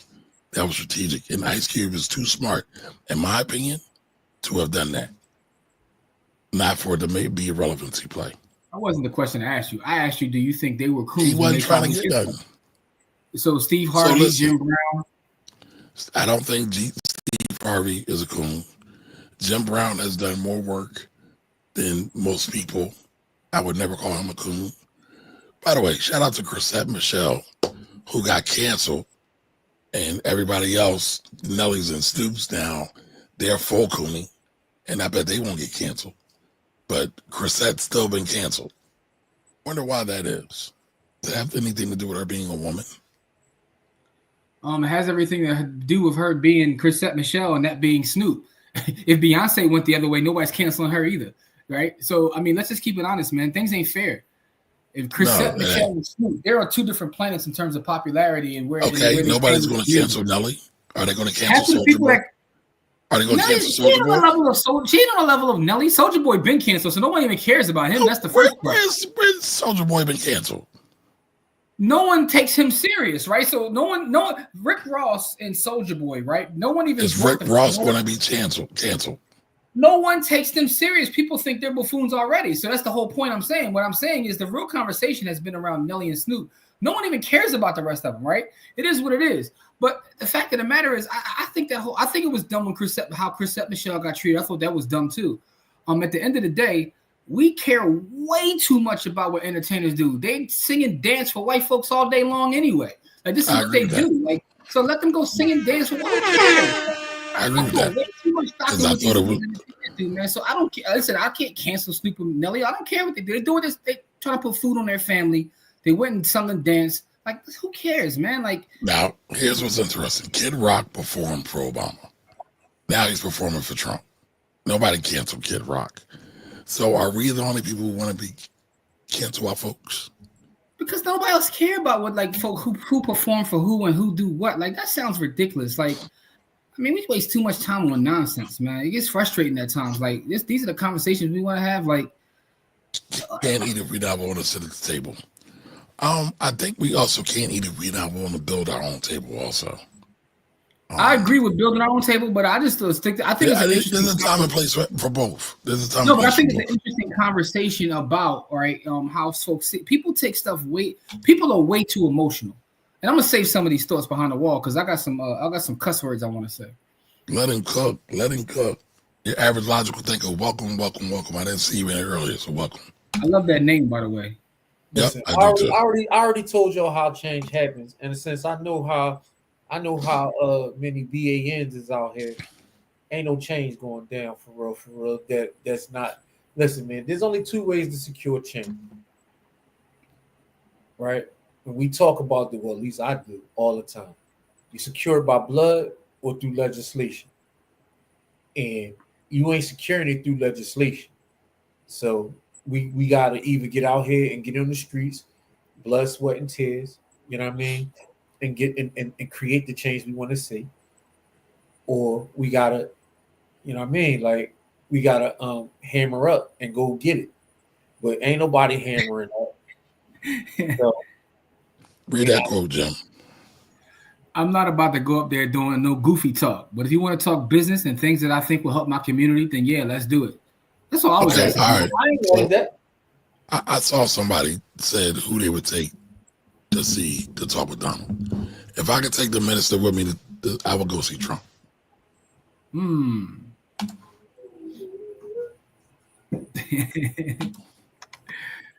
wasn't no strays. Hey, Lorraine, but no strays. No strays. Lorraine, what's good, Lorraine? Yeah, I think Hugh just wanted attention. Yeah, and that's sad. And again, I'm a real big Ice Cube fan. But I don't know if that's true, right? Because I mean, what if he just was missing? I think a lot of times we also, because we like people, we put a lot of stock in how brilliant we think they are. Like he might have just been, Because another thing is strategically thinking, right? He might have been like, look, this dude don't get a lot of love on this side. So if I do business with him, then I'm possibly able to get something, right? So I don't know what was in that man's heart or mind when he did what he did, but what I'm saying is I can look at his body of work. I'm gonna say this, and I believe this is my opinion, but nobody gets anything on the year of, right? That's just idiocy. I believe. You don't think some people both been in office 3 days, and some people got some stuff. Don't do that. No. It's a difference for black people. All right, so stop it. But now you want to add more. Now you want to add more. Listen, Linda, listen. Black folks don't get nothing. Period. So you gonna keep talking, or can I finish? Let me know. You got it. So if they were really serious, because this goes for Puffy too, and any other entertainer. If they were really serious about this, they'll be organizing a lot longer than just trying to bloviate. Shout out to the Central Gang for teaching me that word. But instead of bloviating the year of the daggone election, they would have been organizing. That's my opinion. And I believe Ice Cube has the intelligence enough to know that. I want you to stop saying that people don't get nothing in the first year, because that is an absolute lie. That's just false. Shout out to Ross Ulbricht, who already got freed literally the second day that the bull was in office. What year? What year? What do you mean, what year? And what you said you want me to stop saying it. I want you to stop saying that people don't get anything in the year one. They don't. And remind you, I'm talking about You election year. people, I'm don't. talking about election year who have no track record, who haven't been doing anything. They're just new to this. That's what I'm talking about. Again, that's not true. Okay, so who got something that I just gave you a name, Ross Ulbricht. He's literally just got something. Who's Ross Ulbricht? He just got free yesterday. He's the guy who's the founder of Silk Road. Okay. And he kind of and who's he connected with? Ross Ulbricht. Yes, who's he connected with? He's not connected with anyone specifically. I'm sure everybody's connected with somebody. During the campaign, a lot of folks said, "Hey, if you get in, will you free this man?" And he was just throwing stuff out there, and he did it. He actually did it. Outside of, if you look at all the legislation, and someone just asked the question, "How many things has he signed thus far?" All of those things are for somebody. It's for his base. It's only us that don't get anything. Don't say that no one gets anything in the first year, because I've seen a lot of people get things in the first year. They may not look like us, but people get things. I bet he's connected with somebody. He's not. I would bet that. I'm telling you, he's not. All right, someone texted me when we had this conversation behind the wall. Oh, are you behind the wall? Yeah, but are you behind the wall, Nicole? Are you in the village? I think you said you were there. Kamari gonna get mad when I start cooking his Democratic plantation. He gonna get mad at me. Listen, Linda. One, there is a difference between the two. That's one. Number two, just like I told Corey. Now, I want y'all to remember, everybody in the audience, I told y'all they both like to jump me, literally. Corey not even saying nothing, though. Not yet, but he will be. He will be. He always got Jim back. Well, it's because you be saying, it's because you're saying monarchy right now, dog. They always roll on me. So just like I told Corey, when we do this stock, what we doing again? What we calling it? Stock versus? Stock versus. I'm going to smack Corey white once I get my paws on him. Oh. Don't listen to that shit. Let's go. Man. See, Paul. You start talking about laying hands on me verbally or physically. Verbally. Listen, I never hit you, brother. No. I love you, brother. You talking about no. We listen. I know. Never gonna be but listen, between listen. I want the audience to understand though, because sometimes people get things misconstrued. No. The verbal pause would not get laid on me even, man. I'm slick with it. So let's get to it. Remember, you got Coke, I got Pepsi. When we doing this, we still haven't said a date whenever yet. you ready to get your we waiting on. Listen, anybody watching right now live, or anybody that watches this on the replay, or anybody in the village, shoot us a message with somebody you know that's an excellent graphic designer. We're looking for a good graphic designer to put together a graphic for us.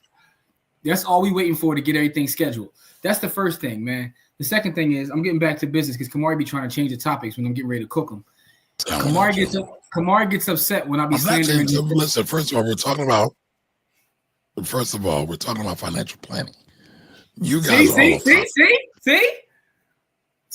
He knows about to talk about his Indian lady, his friend.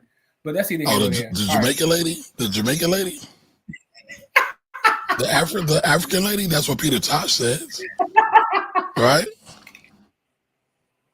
I'm just saying what the elder said. And I believe it was 24 executive orders. One of them joints stripped away DEI for our employees. And oh boy, the orange man got on there and said they want to get rid of race. I would love to see how that happens. A lot of y'all I went to the range today. Hello, hammer up.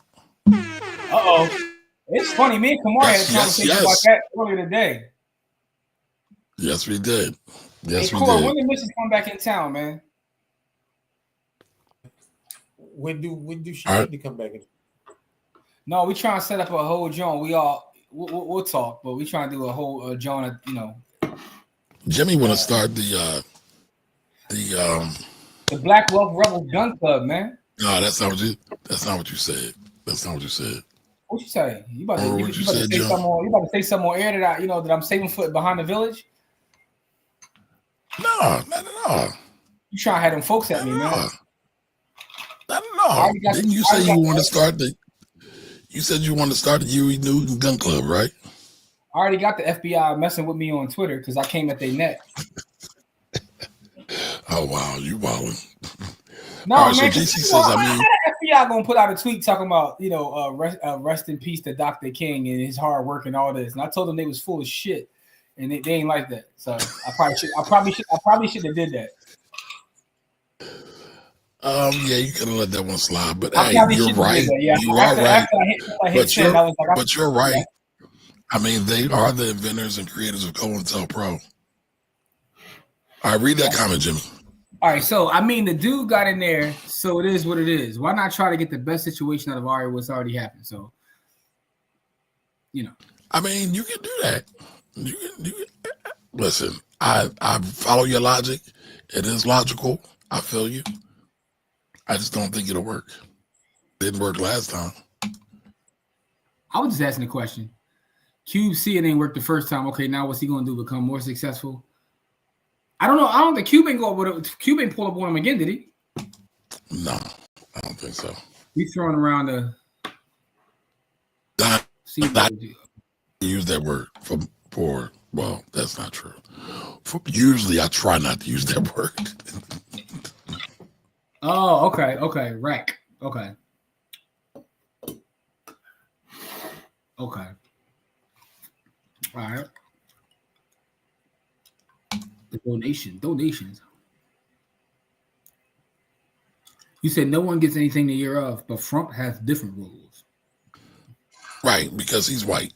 Right, the rules for white people are not the rules for black people. But I mean, I thought that don't need to be said. But Jimmy is always trying to slander me, so I get it. I'm not. Here we go. Here we go. The victim. Me making victim noises. Too many black folks are too. And that solutions, Turk. What up? What up, Turk? How you doing, baby? Turk. That is my whole thesis for this argument me and Kamari about to have behind the wall. Y'all, a lot of y'all are way too Tresvanny. They got a hate crime bill out of the gate and scapegoated black people on the West Coast. Who they with? Go ahead, Kamari. Let's see what Kamari come up with. No, because I do have some. I wasn't prepared for that right now, but I got something for that. I'll save that. I'll write that in my brain and come back for it. All right, Nicole says she in the village. All right, so I think we're going to try to do something tomorrow, Nicole. So this will be a village-only conversation. The conversation will be how does the black community survive in this next Trump era? Mm-hmm. Yeah, I'm not trying to survive, bro. Thrive, Corey. I mean, do we got to do semantics all the time, yo? All the time. Because all right, and so is thrive good? Words have meaning. Okay, does thrive? I agree. Power, my mommy told me life and death lies in the power of the tongue. Proverbs. Does thrive better? Yeah, man. Because surviving means that, like, somebody might get clapped. That's not a possibility. No, that is definitely a possibility. But what I'm talking about is the difference between survival and thriving. Right? Surviving, like, is your fight or flight response is getting constantly overloaded, right?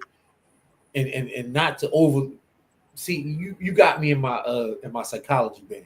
I know. We don't want to get people's fight or flight responses up. We got enough stress in our community. But it's provocative. You start talking about another way to say what you're saying. What does it mean, though? When you start talking about survival, that gets people's fight or flight stress responses heightened up. We don't want to give people no more stress than they already got, man. Listen, man, 9 to 5 is how you survive. I ain't trying to survive. I'm trying to live it to the limit of love. All right, Don Johnson says the problem is most athletes and entertainers do not share the popular political views behind closed doors. Okay. Lawrence Gonzalez could do it. He could do what? And by the way, shout out to Lawrence. That's our guy right there. It's the financial griot. Shout out to Lawrence. What up, Lawrence? Hey, Mr. Cola's in the building. White woman mad DEI is going. Listen, I'm mad DEI is going too. But I got your point, Don. Yeah, Jimmy is crazy. He's a bully.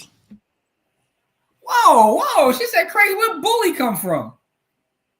All right, what does the workforce efficiency department mean exactly? I don't know what you're talking about. What you talking about? What is it? The Doge? The Doge? Yeah. Another patriots for mediocre white men and Indians. Wow. Everybody says Elon's a genius. I'm not buying it. Nah, man, I ain't buying it. Why are you clapping at my brown brothers and sisters though? Why are you clapping at them? Because Vivek is his flunky. Funny thing is, most Indian folks that I know don't even like Vivek. I can see that too. And I do know a lot of brown folks, by the way. Democrats still ain't come with no reparation legislation they passed either. And they never will.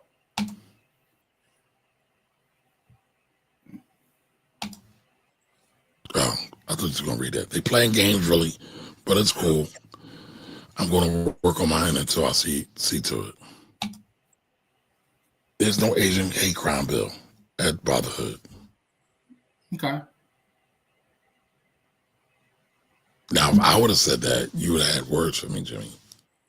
I know, but you're a hater. I didn't say it was when I was reading what the comments said. I'm just saying that my whole point was people get things. We don't get things, but we never get things. We don't get things no matter who's there. So I mean. So Jarrell says 2025 the year of thrive and apply. I like that. Don don't like that word either. Okay. What up, Rich?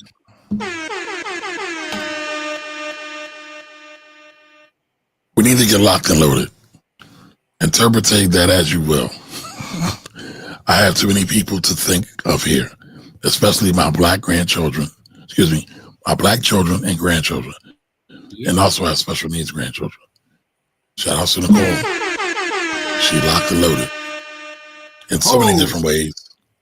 Second member of the Nate gang just pulled up. Oh God. What up, man? What up, bro?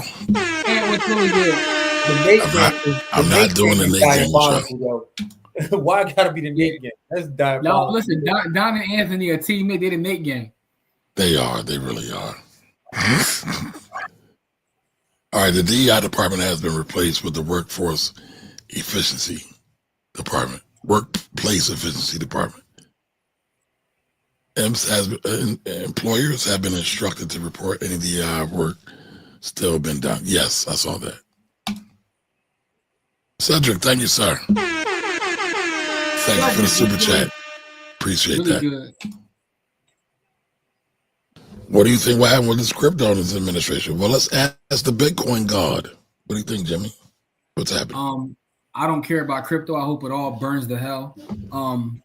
But the fact of the matter is, though, I think that you'll get more transparency in terms of you get some sort of legislation in terms of how it's going to be treated, right? The great thing about Bitcoin specifically, not crypto, is that it doesn't matter. It doesn't matter whether it's this administration, the last administration, is nothing they can do about it. And that's one of the great things about Bitcoin specifically, is it doesn't care what administration is here. TikTok, another block. It doesn't matter if they try to ban it. It doesn't matter if they love it. None of it matters because they can't stop it. So none of it matters. To me, it doesn't. It doesn't matter who's in office. And that's the great thing. Okay, but allegedly, they're going to create, SEC is going to create a crypto task force. Just to answer the question. I mean, and there's rumors of the Strategic Bitcoin Reserve, the SBR. But again, if it happens, it happens. If it doesn't, it doesn't. You know what I'm saying? I'm still sitting here and stack these sats and mind my business.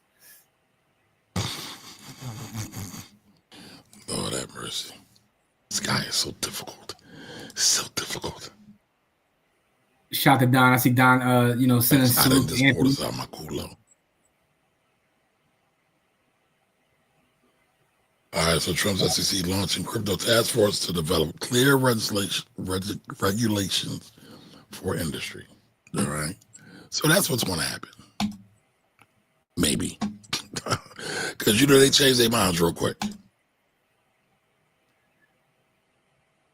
The move he did with TikTok got to be the most hilarious thing ever, yo. To start the whole thing, Like to really get the whole thing riled up and then come back like, nah, yeah, I'm good. We're gonna keep this around.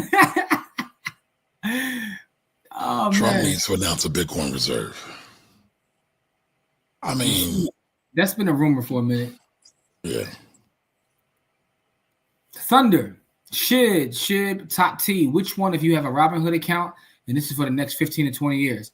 The first thing, Thunder, and this, I say this respectfully, is I would get off Robinhood and go to a better brokerage. That's the first thing. But now, assuming that you don't want to get off Robinhood, you already know my answer to this question is going to be, and to be honest with you, is completely biased because I am irresponsibly long Top T. I have irresponsibly long Top. That's hilarious. Oh, I'm irresponsibly long Top T, Doug. I have thousands amongst thousands of shares of Top T, but it's because it's a long play for me. The top 20 in the S&P 500, like I'm going to take that over, the two Charles Schwab funds. It just is what it is. That's me personally. And by the way, this is not investment advice. I'm telling you what I do, and it's for educational and informational purposes only. But I'm irresponsibly long Top T, so there's that. Top T is like one of the three things that I have holdings of is Bitcoin, Top T, and XLRE, and that's probably a majority of everything I own. 3.5% of Bitcoin current supply over the next 4 years. Hey, listen, he should have said that the first day if he's going to do it. That's also true, which leads me to believe he may not even do it, but I'm okay. Yeah, everybody forgot that, Lorraine. Yeah, that's what makes it hilarious. Like his whole 80 on it is hilarious. Like that's pure narcissism, and it's hilarious to me. Like, because the funny thing about it is, as much as him and Congress used to beef, he started the whole thing, had them do the investigation. They even got on his side. They was like, hold up, yeah, he's right about this. And then he turned right back around and was like, nah, we good. And it's really some gangster stuff too, because I saw today he was talking about he would be okay if Zuck or Elon bought it. I'm like, why you even saying, why you talking like that is even wild? But I mean, here's the thing that I find hilarious. Nobody's looking at the terms of service, TOS, of these publicly owned American companies now. Because Facebook, TOS is no worse than TikTok's. Yeah, but all right, so playing devil's advocate, right? Let's just say the TOSs are exactly the same. It's still a Chinese company. Let's not act like they not the ops. Are they the ops?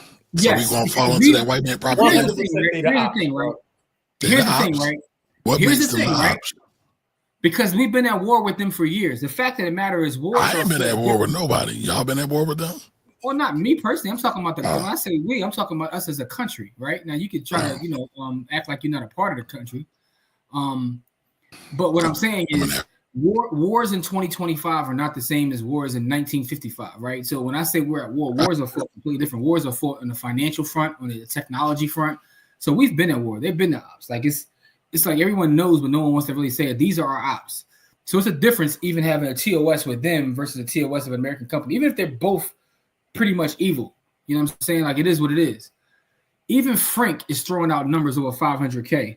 That's the great thing about Bitcoin. I want you guys to go look at what Frank was saying 5 years ago when he was calling it garbage. But Bitcoin doesn't care what your opinion is. It just doesn't care. It's gonna do what it has to do, and there's nothing you can do. Everybody kneels before Zod. That's what happens. Thunder says, "Hey, listen, man. You know, pop culture." Thunder says, "With Top T, are there dividends, and if so, can I reinvest them?" Well, you should be able to reinvest dividends of any specific holding that you have. Even on shitty brokerages like Robinhood, you should be able to reinvest dividends. But your Top T does have a dividend, yes. Whoa, Jesus Louise! TikTok was more willing to shut down than sell, which is interesting. Yeah, that is interesting because they know what they're doing. Or they notice. The reason I asked about Robinhood is because you can buy $1 worth if you don't have enough for a full share. Side note, you can do that on pretty much every brokerage. You can do that on Charles Schwab. It's called stock fractional shares. Fractional shares. You can do that on Cash App. You can do it anywhere. You can do it on Cash App. You can do it on M1. You can do it on Charles Schwab. You can do it on Fidelity. That's nothing special. Yeah, everybody does it now. Not saying that they weren't, they kind of, the great thing about Robinhood, one of the things they did is they force everybody to change, right? But I still have a problem with Robinhood just because as of right now, and I haven't looked lately, but I always check because I don't have nothing to do with them anymore. But I still haven't seen the fact that they allow you to have a beneficiary, which is very problematic to me personally. Jimmy, you went out. Who doesn't allow you to have a beneficiary? The time I looked, there was a time, and again, I can't speak now because I haven't checked in a while, but Robinhood did not allow you to put a beneficiary in your account, which was just one of the very problematic things I had with Robinhood. Because I had a number of them. That is problematic.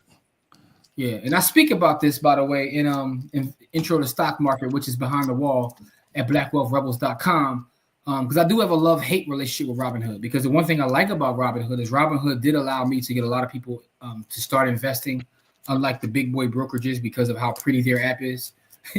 But at the end of the day, the day's going to end, and, you know, Robinhood is where you start, but it's not where you finish. I'll put it that way. Okay. Now I want to get y'all. Give me a minute, y'all. I'm gonna get to the rest of y'all comments. I want Jimmy. I'm laughing at this comment. It's funny. The sound's not sounding. Oops, doesn't work. I saw this video. I saw you post this, gentleman. Hey, listen, but what he said was basically China owns all this goddamn farmland. But they ain't got no problem with that.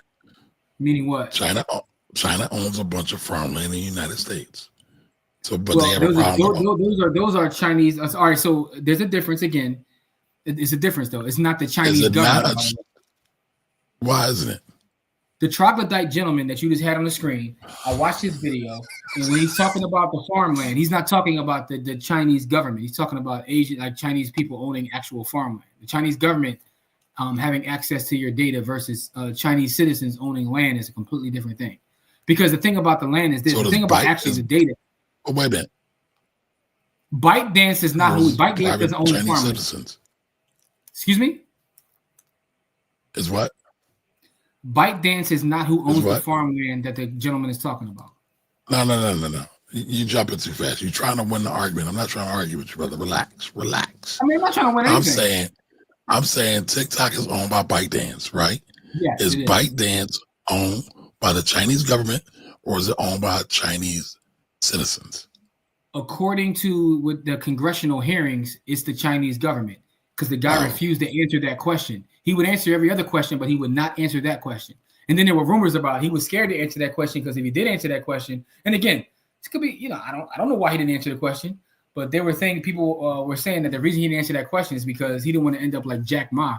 But that's neither here nor there. Yeah, because Jack By Ma. the way, anybody seen Jack Ma lately? Jack Ma is teaching at he ended up a professor at a Chinese institution. Oh, have you seen him or you heard that? Because I ain't seen the brother. He's been seen. I was on our sister Leslie page and she said they you know they got there's rumors. I need to see proof of life. Jack Ma literally. I think Jack Ma holding up the paper with today's date on it because I don't know, man. But all I'm saying is, I don't know why the gentleman didn't answer that question, but he refused to answer the question whether the government had ownership in ByteDance. He answered a lot of questions, but that one he would not answer. And this is when he was called before Congress. And that's why Congress is like, okay, well, watch this. Anyway. And so you believe that China is not funding money through their citizens to buy U.S. farmland? You can play the direct TV game all you want to, but there's a clear distinction. I mean, that's the game that's being played. I'm not playing that There's game. A clear distinction between saying, hey, you own this, right, versus I think you may be doing this. I like Emeka's comment here. You basically have a choice whether you want CCP or NSA data mining. But again, I mean, this is true. Some will say that our government's at war with their citizens, but, you know, I just find it funny, man. That's another thing, too, man. Like, I know the documentary came out that compared social media to a drug, right? And I thought it was interesting. I think there's a lot of validity to it. But with this TikTok shutdown, I really see it now. Folks was online crying, like literally in tears. Like, and it's funny. It's not like TikTok, and these are black people I'm talking about that were crying. It's not like TikTok is so great to black folks because they treated black folks like shit too. So I don't have a dog in the race at all. I could care less. Yeah, man. I didn't know that. Thanks for the info. No doubt. A lot of countries already banned it. That was the other thing too. There are countries where TikTok is actually banned. And they had the same thoughts that we had, and they went through with it. But don't other countries ban other social media as well? Is it Facebook? Yeah, I mean, well, listen, in China you can't use Facebook and all that. So I mean, it is what it is. Chinese investors own about 400 acres.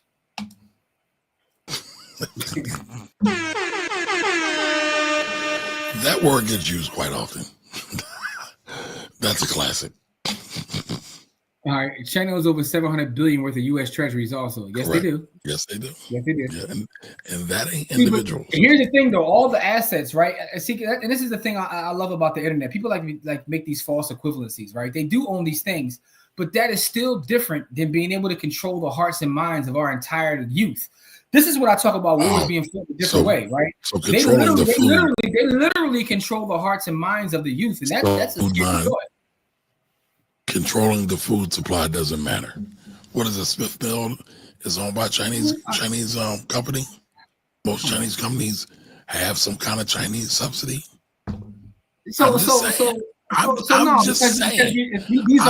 They do not control the food supply. Now, if you want to play that game, there is no S&P 500 company that doesn't have over billions of dollars that come from foreign entities. Like if you want to play that game, I'm talking about being able to control the hearts and minds. We're talking about China. We're talking about China and how much. Yeah, we're talking about China. Yes, we are. That's right. Invested into the U.S. government or U.S. country. Mm-hmm. Smithfield, how much pork are they punching? A lot. Yeah, what I'm saying is China also owns huge equity in Amazon and Apple. Everything that's in FANG, China owns a huge stake in all those as well as the Saudi government. The Saudi government owns equity in pretty much every Fortune 500 company. So I'm saying you can play that game, but there's still a distinction between them being able to control data and control emotions of an entire generation. This is a different level of war that we're fighting right now. Listen, I don't care what they do with it, right? They can do whatever they want to do with it because at the end of the day gonna end. But what I'm saying is these false equivalencies gotta stop, man. We be like just. I don't think that's a false equivalency though. It is a false equivalency. Controlling data and controlling food, I feel are very much important. In my opinion. No, man, but they don't control all our farms, dog. Like we have tons of farms. They control the majority of the pork in the country. They have the largest. They don't have control. Having equity in something and having control are not the same. No, they have control, dog. Look it up. Man, you said they have control over all of our food. I said a lot. I said they have now the a lot. largest. Now you're going to a lot. No. You keep moving the goalposts. I said I'm not they moving own the goalposts. The largest pork. Listen, they have the largest pork manufacturer in the country. That's we don't eat pork where I come from, dog. I ain't talking about you. We're talking about the country, right? Well, you gotta decide where you want to go, man. Hey, listen, stay off the swine then. If that's the case, y'all should stay off the swine, man. So that's what we're doing now. That's what we're doing now. Listen, man, the Honorable Elijah Muhammad says we got to eat to live. Y'all see this nonsense? This is straight nonsense. Listen, man, the Honorable Elijah I'm Muhammad not talking to you no more. Eat to live, man. Eat to live. It's in the book Eat to Live by the Honorable Elijah Muhammad, man. We can't touch the swine. And I say all that to say this. You making these false equivalencies because they own a little bit of farmland. That's not a false equivalent. Can I talk? No, because you won't let me talk. Go ahead. No, go ahead. You got it. I ain't gonna do like Corey and just cover my ears. No, I'm gonna let you black the sky and spew a bunch of things, right? Because by the way, that was a great word. Here's the thing, right? Orange man bad, right? We give everybody this boogeyman, right? So it's because of the boogeyman. And what I'm speaking of really has nothing to do with him. I'm talking about the false equivalencies, right? The false equivalency is the fact of when you have data. Data is oil, right? Data is infrastructure. Data is everything. And the way data is used now is literally to control people's thoughts, feelings, and emotions. When you have control over entire generations' thoughts, feelings, and emotions, that's a different form of war that's being fought right now, right? I don't know how many of you guys watched the hearings, but the hearings were problematic, which is why the whole thing is coming out of it. It wasn't shocking in terms of what they decided to do. But it's also not shocking that they decided not to do it because all they're trying to really do now is force them to sell. That whole thing of them selling isn't going away, by the way. They're still trying to bully them into selling the company. They're still holding over 50%. Their head. They're still holding over their head that they will ban it, right? So and this is what I'm saying. What I'm saying is that is a scary thought. it's a scary thought because I have nieces, nephews, and other people in different generations, and I see how they respond to TikTok. It's unlike anything I've ever seen. So them having, control over one pork farm, I don't care about that, man, because y'all shouldn't be eating swine anyway. It's not one pork farm. You said where the majority of I love how you try to invalidate my shit by throwing shots. It's not one pork farm, by the way. You said this pork. You said it's pork, not right? It's not one pork farm. You don't eat swine? Come on, what you don't eat swine, man? Listen, we're talking about the country, right? Stay on task, brother. You little jumping around a little bit. No, I'm not jumping around. I'm staying on task, man. Listen, we're the Black wealth rebels, right? We're not the American rebels. And I say to my folks out there, man, we gotta leave that swine alone, man. Okay, but the reality is people are still eating hog maws and pig feet. So they own all the hog maws and pig feet in the country. They own all the hog maws and pig feet. They still eating chitlins, right? Every Thanksgiving, every New Year's, they getting the whole trough of chitlins. My question to you is this: so you're telling me that the Chinese government owns all of the pork in America? Is that what you're saying? They own a large portion of it. That's not what I asked you. Are you saying that the Chinese government has control? You keep changing my words. I'm asking the question. How can I change your words? This is what, again, no. I'm going to repeat it again. I hope everybody's listening because they may be lying, yo. I'm recording you. I said that there's a Chinese organization that owns the largest, and I said this before, pork producer in the country. What is the name of that? So if they're controlling the food, that's damn near like controlling the mind. And if it was really that big of a deal, why would they allow that to happen? That's not a false equivalent. That's all I'm saying. It's definitely a false equivalent because also, is it the Chinese government that owns this farm or is it Chinese citizens? It's a Chinese company, and most people say that's not what I asked you. Is it the Chinese government? No. To answer that question, and you know that. That's why I call the answer is you're talking about Smithfield Foods, which is not correct. The Chinese government has no equity whatsoever in that. The Chinese government has equity in ByteDance. How do you know that? How do you know that? How do I know that? Because I'm looking at it. I'm literally reading it right now. It's a false equivalency. I got some paperwork. But I'm gonna leave y'all to this. Man, Corey ain't got time for us today. No, it's not that. I literally Corey got work to do. And I tried to hang with y'all, but I know you ain't got time for the nonsense. No, it's not that. He's speaking nonsense because a quick Google search will invalidate everything Kamari's saying. A literal quick Google search. I don't think it's they took control of. Go ahead, Corey. I'm sorry. Peace, bro. Let me finish cooking Kamari. A quick Google search. Shit. Let's go. A quick Google search will invalidate everything you said. It's not even that difficult. Literally, it's not that difficult. It does not invalidate everything I said. Because you're speculating and I'm giving you facts, right? Wait a minute. Let's get this right. All of this is speculation. You just sat here and said the TikTok congressional hearings, it was all speculation because they never admitted who owns ByteDance. It's been reported it's been reported that every major Chinese company has government support. Is that you don't agree with that? You disagree? No, but see, here's why it's a false equivalency, right? Because you're talking about, and I'm reading it right here. Answer the question. Has that been reported? That what? That every Chinese company, major company, has Chinese government support. Somewhat, not in those words, right? They say that the government can not in those words. Those companies. Yes. Okay, so is it a far-fetched to say every major Chinese company has government control? I would say no. So it's not a false equivalency. Yes, it's not far-fetched. It's not a conspiracy theory. I'm not saying what you're saying is a conspiracy theory. It's an actual fact. I'm saying it's a false equivalent. You're comparing apples to oranges. You're talking I'm saying food is just as important as data. Food. It's a pork farm. It's not food. What I'm saying. Food's not. Wait a minute. Pork's not food. Is that what you're saying? Not in this house. Not in this house. It's not. We're not talking about your house. We're talking about other black houses. Well, and all black houses, it shouldn't be. You know what I'm saying? But that's either here or there. I ain't got time to talk about what shouldn't be done. What it is. You got to talk about what it is, that's man. That's like saying this German company, they own Adidas, so they control all the sneakers in the world. It's like you saying they control food. They control Kanye, that's what happened. That's not controlling all food. Right, That's what we talking about. Erica, co-sign. Shout out to Erica. It's called. Shout out to Erica. By the way, Erica. hold on. You gotta acknowledge the $2 super chat, man. Come on, stop your blaspheming for a minute. No, because you're talking BS, man. What you doing? Are we not going to acknowledge the super chat?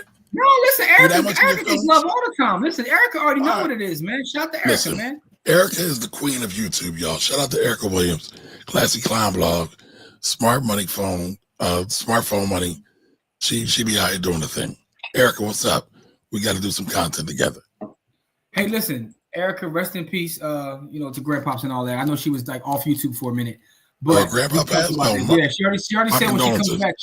When she comes back, she gonna holler at us. My condolences, Erica. I didn't know that. Yes, definitely family. Now, with that being said, though, the corporation is called WH Group, and they do own the farms. Listen, but what I'm saying is, I believe her. I believe Erica. A pork farm. I believe Erica. It's not. You go from. See, this is the problem with a lot of us. Never it's like. Not a pork farm. It's not a pork. It's not a pork farm. It's not a. It's not a. Don't try to minimize it just to win an argument. I'm not trying to minimize it. You're being intellectually dishonest. It's a process, right? But hear me out. What I'm saying is this: it's like it's like looking at a Dairy Queen. Say they control all the food in the world. It's like, no, they don't. It's a fucking Dairy Queen. Like, what are we talking about? See, you're trying to minimize the whole thing. But go ahead. What's the bigger company? Rock out. ByteDance has way more control and has way more power to kind of affect our society than WH Group. Oh, so what's it called? Swine flu? What's the one when the people get the pork stuff? The pork disease? I don't eat pork, so I wouldn't know. I'm feigning ignorance, man, just to try to win an argument. I'm not trying to win an argument. I do not eat pork. I don't eat pork. So you don't read, you don't see what these pigs get? All right. Somebody do me a favor in the chat. Let me shut up because I'm about to say something. What disease they get? They got, what is it? Bird flu, swine flu. What's the one probably the pigs swine, get? You over there talking about swine, man. You're impossible, man. You're impossible. You are impossible. All right, Anthony says, my younger cousin was whining about TikTok and her to shut up and go to sleep. You only got 2 people in your life. Yo, Aunt, you foul, yo. Let her live, yo. And that's also true. That is true. Eminent domain is real. Yeah, that's also true. Great point over there. If they want to take that land, that's a lot easier. And that right there is the point that I'm making, Don. Thank you for saying what I was trying to say in one short, couple word sentence. Yeah, until they install nuclear missile silos. Here you go. Here, see the DirecTV he's doing right now? You talk about something moving the goalpost. Wait a minute. All right, so I know that's... But wait a minute. I know that's field goal into a 40-yard field goal. Wait a minute. I know that's slander. Explain it. Break that down for me, because I don't quite understand that. What do you mean by DirecTV? What does that mean? All right, help me understand. Excuse me. Yes, we're live. When you're attacked, we're live. By the way, non-pork. But listen, on the DirecTV commercials, they talk about like all the things you get when you get DirecTV, and they be like doing Dal Sim stretches. And those who don't know who Dal Sim is, it's a character in Street Fighter. It's a character in Street Fighter. The Indian guy that stretches his arms. They be stretching. They be doing these crazy stretches. Like if you do this, you do this, you do this, which is why you need DirecTV. So basically, I'm saying it's a stretch is what you're doing. You turned a 10-yard field goal into a field goal. You talk about moving the goalposts. All of a sudden, now we talk about launching missiles. Where the hell do missiles come from? Like what are we doing? Oh, okay. I guess you've never watched. Shout out to GC and Don. GC and Don are just... No, they don't. It doesn't mean they have control, but it is leverage. It's definitely leverage. All the government gonna do is print more money anyway. Print more money for them. The one thing is though, with that data, the way they have control of our youth, that's a whole different level of Thank you, medic. No swan over here, dog. They own ham now.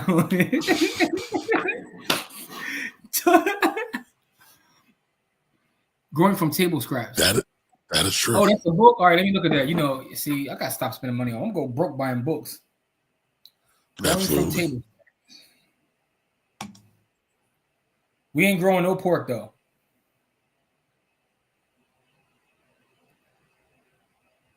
I don't see no. Is that a? By the way, is that a book grown from table scraps, or is it something else? Is it a website? What is it?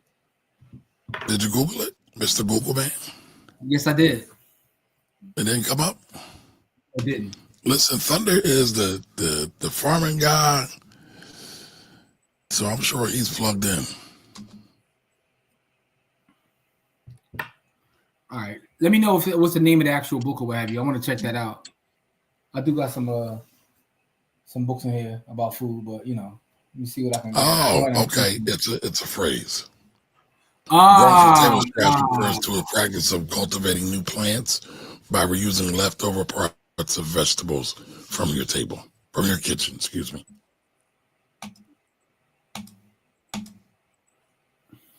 Yup. So I mean, y'all get to see it live. Jimmy and Corey like to bully me because Corey's not even here. What did you blame Corey for? He's not even here. They went.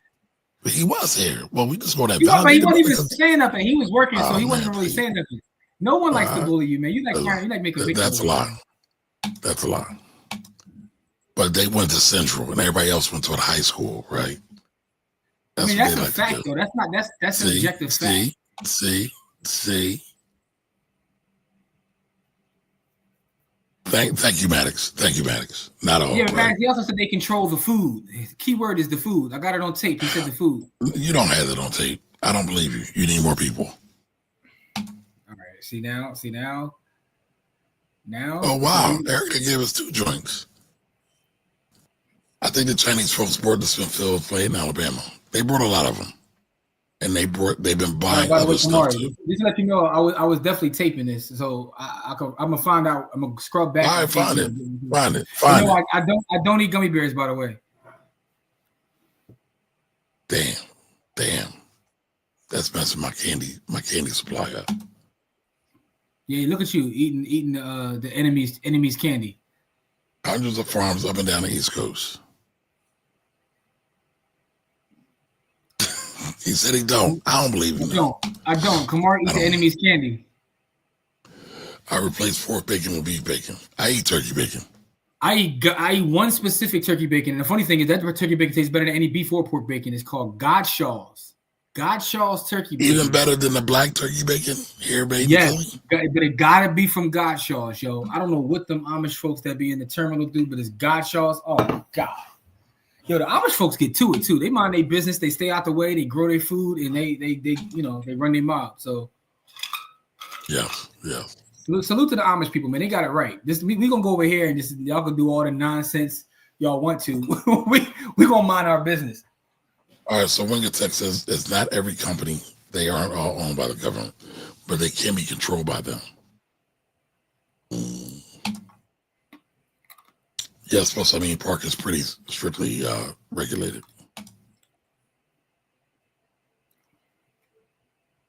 So it wouldn't be a cakewalk to China to do something super malicious, in my honest opinion.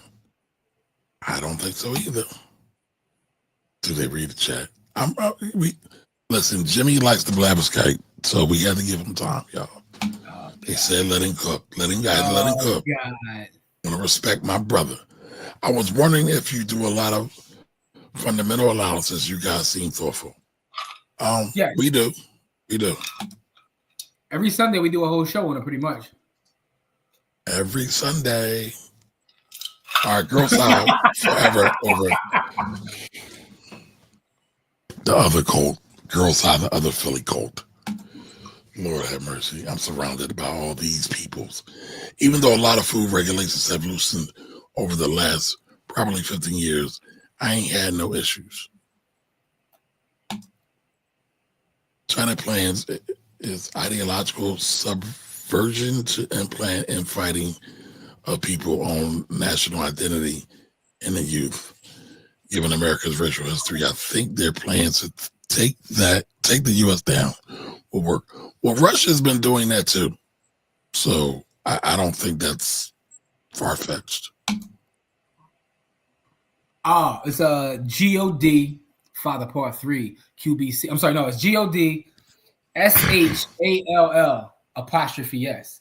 God Shaw's God SHALL apostrophe S. And I do believe it has been touched by God, by the way. But it's called God Shaw's. It's blessed and highly favored turkey bacon. Lord have mercy. I've been writing research with this other guy who really loves Warren Buffett. I don't promote them in the chat, but it's been fun. Okay, cool. I like to read the research. All this talk about pork has me thinking about the movie Trading Places. That's Pork right. Bellies. Pork Bellies. As a side note, Trading Places is my single favorite movie of all time. All time? All time. There's nothing that's higher on my personal list. I'm not saying greatest. I'm saying my favorite. It's in my top. It's in my top 10. I don't know if I can say. Places more times than I can actually imagine. It's like that movie that you said. Let me put something on my phone. That's my movie. Like I love Trading Places. I watched it so many times, and probably because. All right, hold on. Eddie let me add. So there's a question for you and for the audience listening. What is a movie? What is a movie that you see that you have to watch every time it comes on? Every time you see it. Booty Talk 52. I'm joking. So for me, it's Trading Places. He's not joking, y'all. I am. For me, it's Trading Places, and actually, it's not a movie. Yo, when Law and Order SVU is on TV, I don't care what else is going on. Like, I gotta stop, and me and Olivia gotta solve the case. I'm just being honest, though. Is that the one with Ice Cube or Ice T? Ice T. Okay. Ice T, not LL. Listen, I'm telling you, dog. It don't matter what's going on. If that comes on the television, I can't move until me and Olivia got to go solve this case, and everything else got to wait. So that's the show for me. Like, Okay. Chinese on farmland is about 1%. Well, no, go ahead and drop it. I want to look it up. So go ahead and drop it. Pause. Don, you are correct.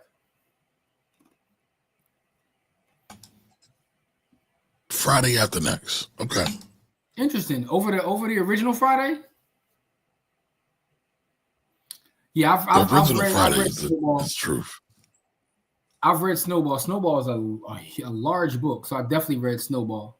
I'm actually right now currently one of the books I'm currently reading. I'm actually listening to it is Poor Charlie's Almanac, which is Charlie Munger's book. It's a pretty good book. It's starting to get a little bit repetitive because basically the book is made about speeches that he's given, and he kind of like plays his speeches, and then gives a little. Charlie is giving a feedback on his speeches, so it's getting a little bit repetitive because obviously if you're giving speeches, you're using some of the same stories and anecdotes in those speeches. But it's an excellent book, by the way. Like the overall thesis of it is very fire. So I would recommend that book too if you're into that space. Hackers is my movie.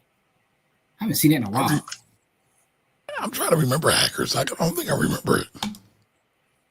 Using the Libby app. Okay. Yeah, I got the Libby app. Yeah. Trading Places and Ray. Okay. Both solid. Yeah. Listen, Jamie Foxx bodies that movie. He does. He does. Denzel kids that. TV show will be Mr. Robot in the first few seasons of The Wire. I never got into Mr. Robot because the character in that just looks so weird to me.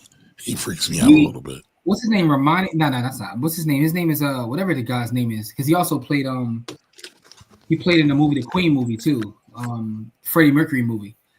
He is an amazing actor. Yeah. But he just kind of freaks me out a little bit. I think that's part of the character. Mr. Robot is pretty good. I never finished it though, but The Wire, I've watched every season of The Wire multiple times. The Wire is the greatest piece of content known to man. All right, Jimmy, I have to meet you in person. Not you and Olivia have to solve this case. Yeah, me and Olivia got to solve this case, dog. Like, we just got to get to it. Like, Olivia be calling me like I need help, and All right, so Erica said a real lost child walked up to Olivia while they were filming Law and Order SVU. I don't even know who Olivia is.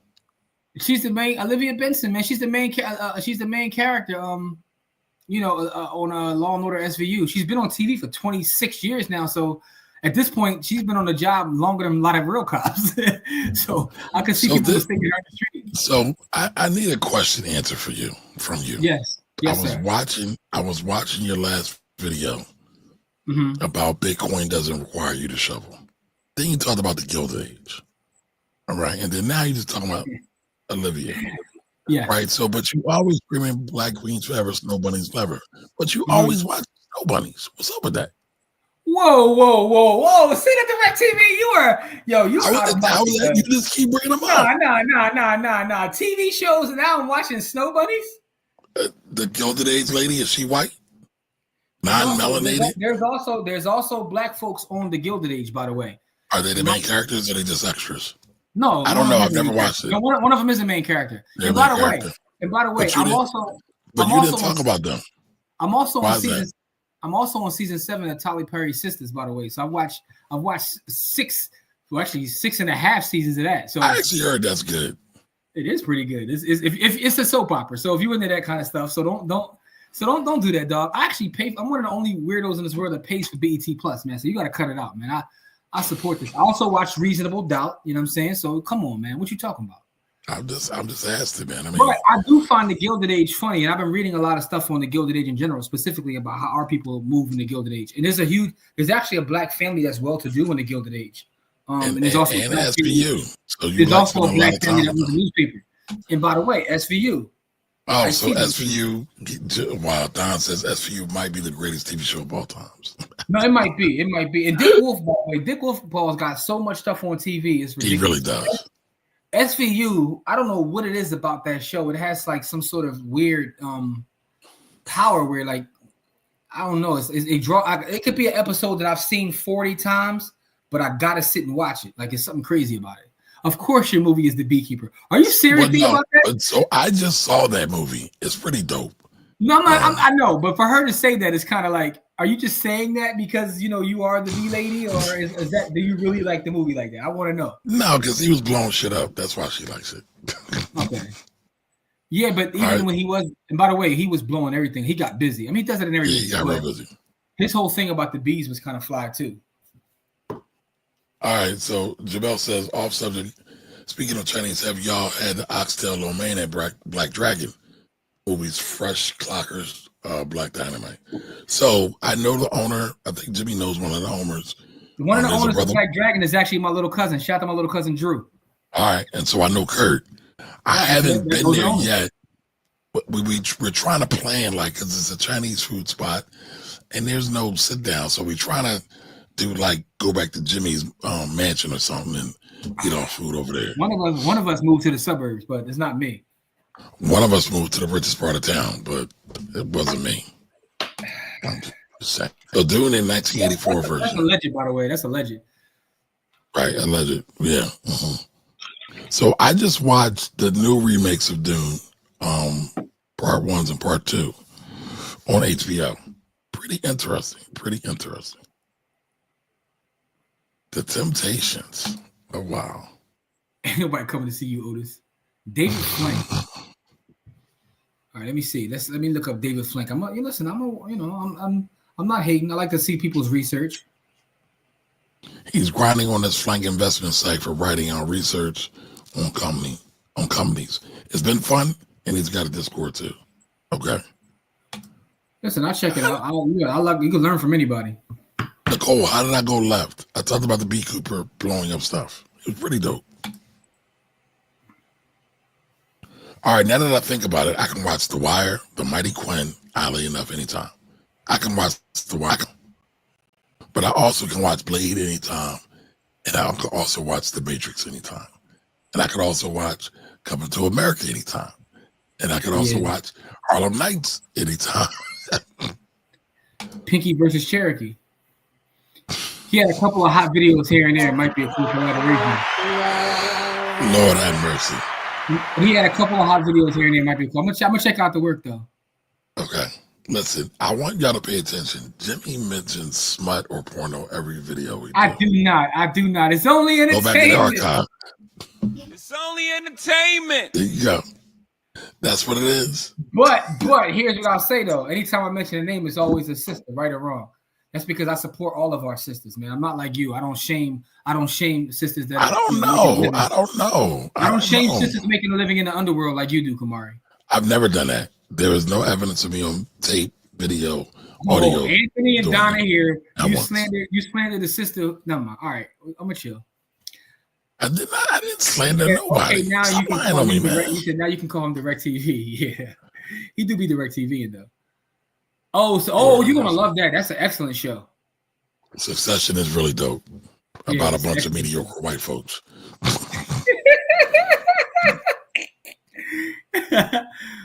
Industry is dope. I gotta finish that. I watched like the first season. Thank you, Don. He tripping, man. Like, you know what I'm saying? Like, how am I? Wait a minute. How am I tripping? Because you try to slander me, right? You talk about two. First of all, I watch a lot of TV, I read a lot of books or whatever, but you try to take two specific shows and then say I do nothing but watch nobodies. First of all, we talk about Law and Order SVU, which is one of the greatest shows of all time, which does have black characters, by the way. You know what I'm saying? But you try to take Black Queens that Forever, show, and I mentioned Snow recently Bunnies that Never. I was watching said the Gilded Black Age. Queens The Forever. Gilded Age, by the way, is an excellent show too. Snow Bunnies Never. I said Black Queens Forever, Snow Bunnies Never. Now, Jimmy makes me play that at least once a show, y'all. So if Jimmy makes me play that once a show, I think there's a bit of, I don't know, false equivalency theory going on there. Nah, beloved. I watched two shows. I watched two shows. Come on, man. I'm just saying. Nicole, what are you serious about? What are you serious about? Oh, it's about I asked her what she's serious about, like in that movie. About the Beekeeper. Yeah. Okay.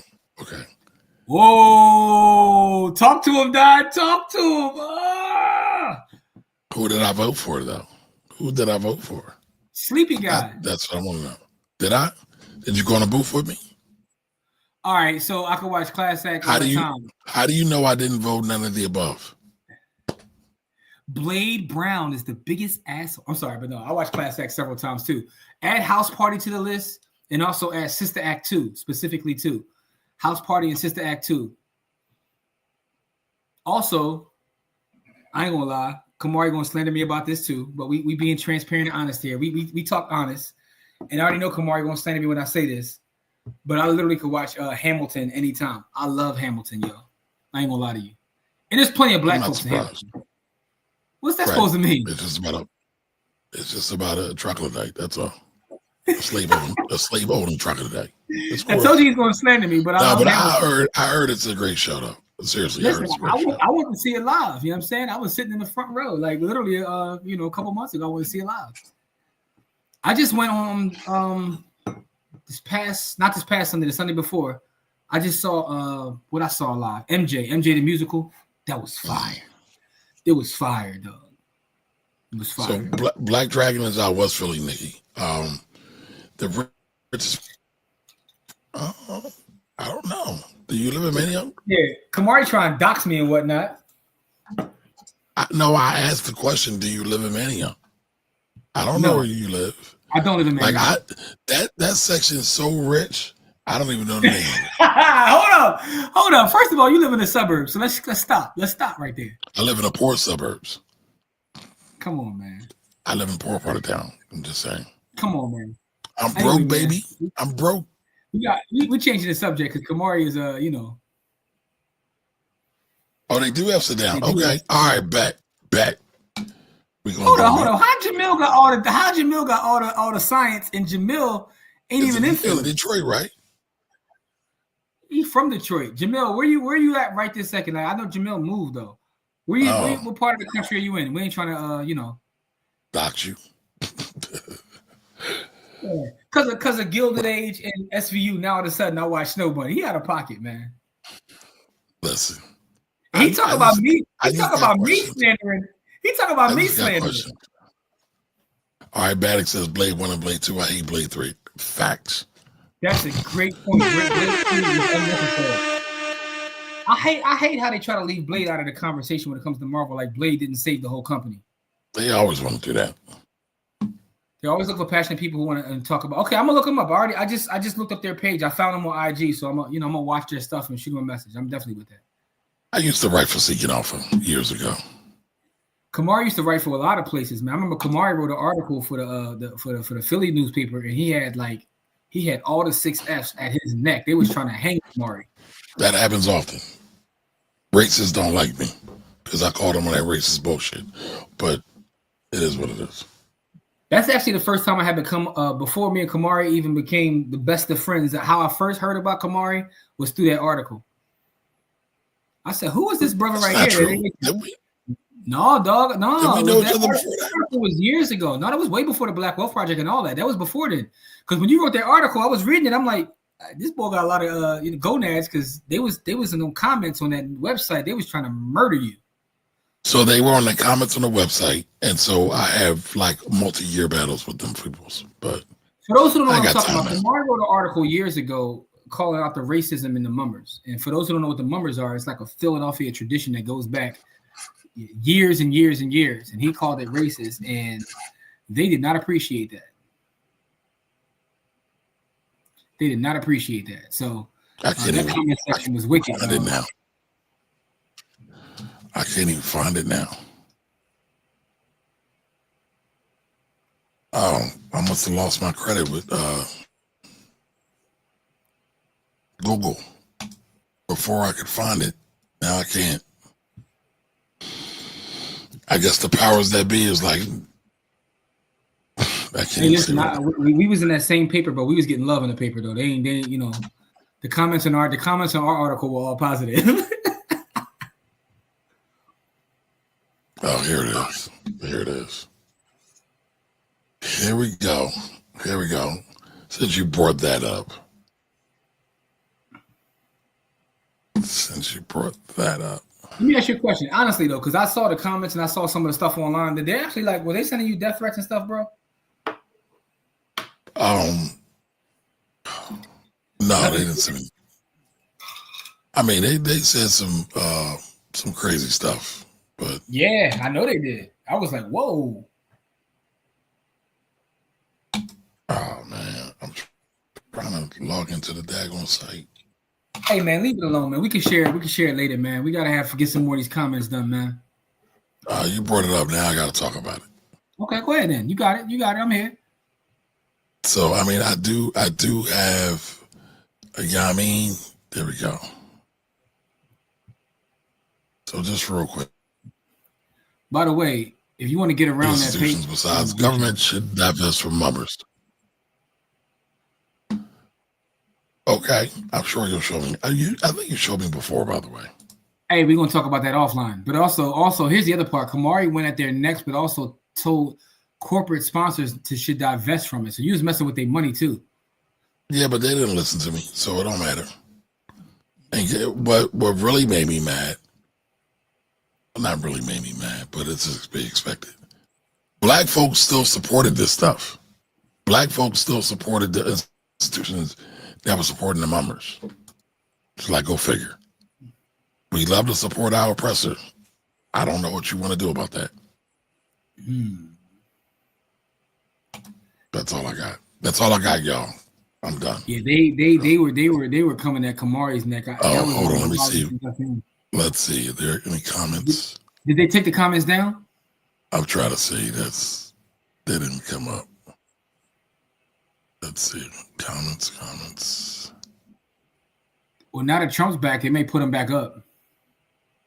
Yes, it's good for ratings. No, I don't see none of the comments. Yeah, they took them joints down. Oh, wow.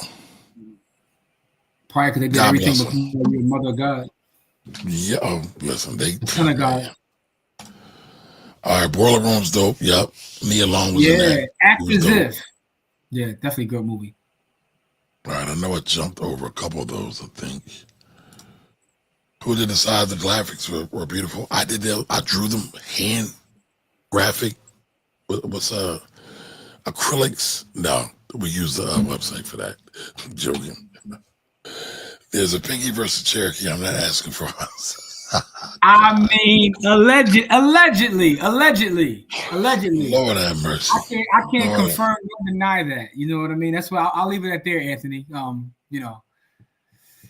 Amazon Canada to close all 7 of its warehouses. Whoa, all 7 of them? In Quebec over the next 2 months. The decision comes amid strained labor relations with unionized employees. Oh, yeah. The union's been beefing.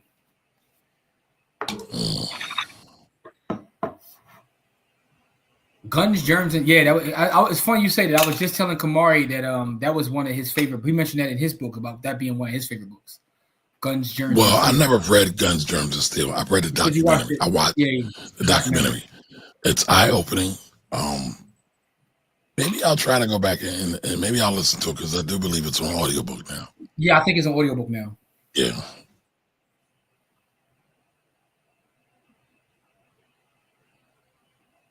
See? What? He's talking about you hating on the sisters in the underworld. When I said that you don't support, I support all I didn't hate on those sisters. I love the sisters. No. But never mind. But you don't participate in the success sisters working on. That's a lie. Listen, if I get the right client, I'll show them what to do. Keep them safe. Yeah, because Kamari been hating on me tonight, man. We've been here almost 3 hours, man. We definitely about to get off here, man. I got some work to do, man. Lying to the people. I gotta hit the books, man. I gotta get through this book, man. I gotta hit the books. I gotta study. I'm gonna watch it tonight. You gonna eat some pork? No pork, no swine. You know what I'm saying? They call me Young Ribeye, no swine. Although I told Kamari this, and I'm gonna tell y'all too. I had the single greatest piece of steak I ever had in my natural born life a couple weeks ago. It was after I did the music. Pause. I said steak. Pause. Beef. Come on. Pause. No, come on, man. Come on. That's a stretch too. Pause. Now listen. Steak's not beef. But I didn't say beef. But steak is beef. But I didn't say that. Anyway, for those in Philly, I went to a place called Butch and Singer, and I had the bone. Only rich white people go there. The bone-in filet mignon. That's not true because I saw a couple of the Eagles in there when I was in there. So Saquon was in there too, but that's either here nor there. But I had the bone-in filet. Man, let me tell you something. That was proof of a higher power. And, I thank the gods because I could tell just by tasting that bone-in filet that it was raised in a 2-parent household with good morals, good judgment. It was amazing, yo. I just want to put that out there. Blade saved the Superman movies. Blade saved everything. They try to deny Blade, man. Give Blade his just due. Wellsing deserves lots of props, except for when he's lying about his taxes. I'm just saying. Kamar used to write for a lot of people. Oh, no, not really. I need to write more. No one reads anymore. So I would love your thoughts on that we are entering a gilded age with Trump 2.0. I would say you about to make Kamari's blood pressure go up. Listen, man, I'm following code. I don't care who's in office. I'm gonna do what I gotta do, whether it's Trump, Funk, Sleepy Joe. Correct. You know what I'm saying? Sleepy Joe and the Indian woman. It don't matter who's in office. I'm gonna do what I gotta do. I'm in Washington State, but there's not enough representation up here. I could only imagine. I was not too far from there recently. I was in Portland not too long ago. I remember that article. Yeah. Not sure if it's the climate or what. Kamari said, I'm broke, Nate. I'm in a bind. This is the 4th straight show where Nate has been mentioned, man. Nate is just a part of the class at this point. Are you from Detroit, Mr. Ellis? What up, though? No, I'm not. No, Jamil, our brother Jamil who's in the chat. He's from the D. Pause. Right? Yeah, and he didn't tell us. He didn't tell us where he's at. He must have fell off for a minute. But yeah, Kamari lives in the suburban area outside of Philadelphia. I gotta hit the book soon too. I live in a poor area outside of Philadelphia, while Jimmy lives in one of the richest areas in the city. Stop the lies. I'm just saying. Stop the lies. You can have lamb steaks, bison steaks, and cauliflower steaks. Yo, they gotta chill with all the wild different steaks though. You know what steak? I was telling someone a couple weeks ago. He had beef, Jamel. He playing. He doing semantic games right now, y'all. Yeah. No, listen. People gotta chill with the salmon cheesesteak, yo. I am not a fan. I'm not a fan of salmon cheesesteaks. Man, I've had some really good ones. I've had some good ones. I don't like salmon cheesesteaks, and I don't like cauliflower steak. Do not try to give me that from the don't give me no cauliflower and call it a steak, though. What we doing out here, man? All right, Wingo Texas. I really like you guys. Definitely say hi to David. We get busy too, Wingo Texas. Stop by on Sunday. Yeah, absolutely. So Sundays at 10 a.m. we actually talk actual fundamental and technical analysis. Oh, Knoxville. Oh, that's what you meant. My bad. Okay, so you're in Tennessee. Knoxville, Tennessee. That's what Young Buck used to call it. I'm not too far. My spot's not too far off from 30. Although Young Buck was definitely lying. There's no way. Well, he used to call it Knoxville, Tennessee in all his raps. I'm like, there's no way you were getting the key. You weren't getting the key for 10. Not during the 2000s. You're lying. Not that I know the prices. I'm just saying. I'm also from Detroit, but in the Carolinas. Okay. Nice. Carolinas is where it's at, man. Brothers and sisters getting busy in Carolina, specifically North Carolina. A lot going on in the triangle. Man, they are not playing. The brothers and sisters are getting busy in Carolina. Absolutely. They are getting busy. All right, but back to the topic at hand. I hope everybody got something from the financial planning session here. If you have any other questions about financial planning, right? Nothing else. Send us an email to blackwealthrebels@gmail.com if you need clarification or need anything else for us. Now, don't forget Friday. Friday is our free Bitcoin giveaway. Now, I wasn't here last Friday. Did Greg win two? Greg won 2 Fridays in a row. That's also because Greg pulls up every Friday, by the way. Every Friday. Greg watches every Friday. For those who don't know, Wednesday we're here at 8 p.m. Friday, 7 p.m., we do our Friday live where we, talk for a little bit. We do a Bitcoin giveaway every Friday and have been doing so for years. Shout out to everybody that's been winning Bitcoin, especially when folks were winning Bitcoin back when it was, 18, 19,000. And y'all still watching us to this day. But we give away Bitcoin every Friday. Friday, 7 p.m., we go live. We call it Freedom Fridays. Sunday, we have class on Sunday. You know what I'm saying? We call it our church, our finance church, Sunday school, which is 10 a.m. on Sunday. And, and also Stack Sats and Die Trying, the Bitcoin podcast. That drops on Friday morning. But if you're in the village, which is blackwealthrebels.com, you already have access to the next episode because it goes there first. All the members of the village get early access to the Bitcoin show. And I'm still finishing up. I actually added a couple more slides to the Bitcoin 101 class for 2025. You know what I'm saying? So that's going to be fired. That'll be in the village, only for village members. And that's going to be for the paid village members, though, because that's going to be I'm giving away all the secret hacks on how I stack sats daily just by living. Like literally. I literally make sats just by existing. And I'm going to show I'm giving away everything. Nothing. So is that in Bitcoin 101 or is that separate? Is that going to be a separate? Bitcoin 101. And the funny thing is, if I was making the slides, I'd be like, this might have to be a 2-part. I might do the first part just in terms of explaining to the technology, how things work. And the second part might be how to stack Bitcoin for free every day without having to buy it. Okay. All right. Now, damn, I had a question for you, Jimmy, and I forgot. Oh, I got a question for you, Jimmy. How long have y'all been giving away Bitcoin? So we're in 2020, at least since the pandemic. So probably 2019. So, yeah, around there. So it's been at least 5 years. So 5 years. So 52 weeks in a year? Yeah, pretty much. So okay. We want to do the math. And we've given away so much because some weeks we give away 100. Some weeks, the standard is 25. So if we do. Right. So that's 260. That's 260 shows. $25 a week times 52 weeks. That's $1,300 a year. Times 5 years is $5,500. But we did way more than that because, Pass always comes in, chimes in, gives away stuff. We give away more than that. We've given away at least like $20,000 in Bitcoin. Because also when we do live events, we give away Bitcoin too. So there's that. Also for our camp, we give away the kids Bitcoin in our camp. And for those who don't know, we have a free camp that we give every summer. And if you want to get information about the camp, go to buythehoodcamp.com and you'll see all the tremendous stuff about our camp. So we've had 10 camps in 9 years. This year we try to do something different because the camp, everything is coming under the Black Wealth Rebels now. So we're trying to do something in person in Philly, but also stream it out to the rest of the world. So we're figuring that out. But the camp will be this summer, sometime in July. You know what I mean? So and by the way, our camp is completely free. Kids ages 5 and up have to pay $0.00. And if they come in person when we do it in live, we feed them too. So, you know what I'm saying? Like, you know, rest in power to the ancestors. Like, you know, but we were inspired by Huey and them to kind of like create our own version of that. So that's what we do.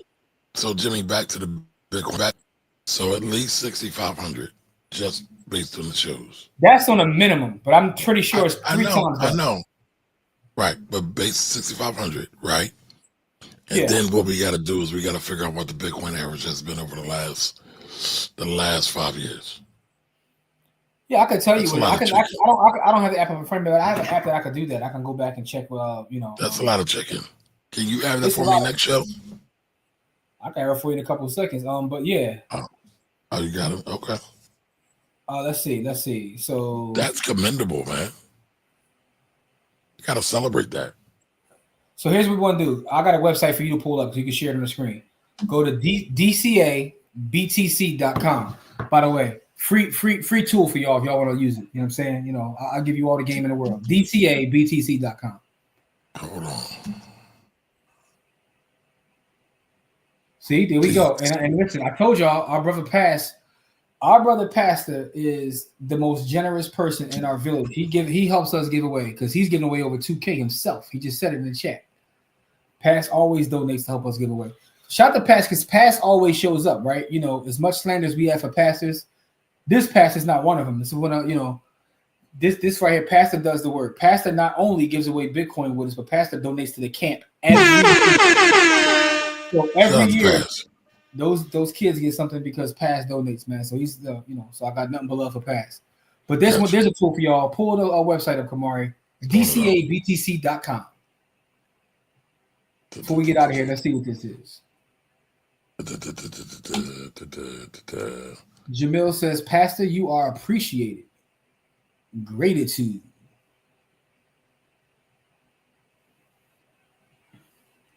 All right, here we go. I'm here. Did you math?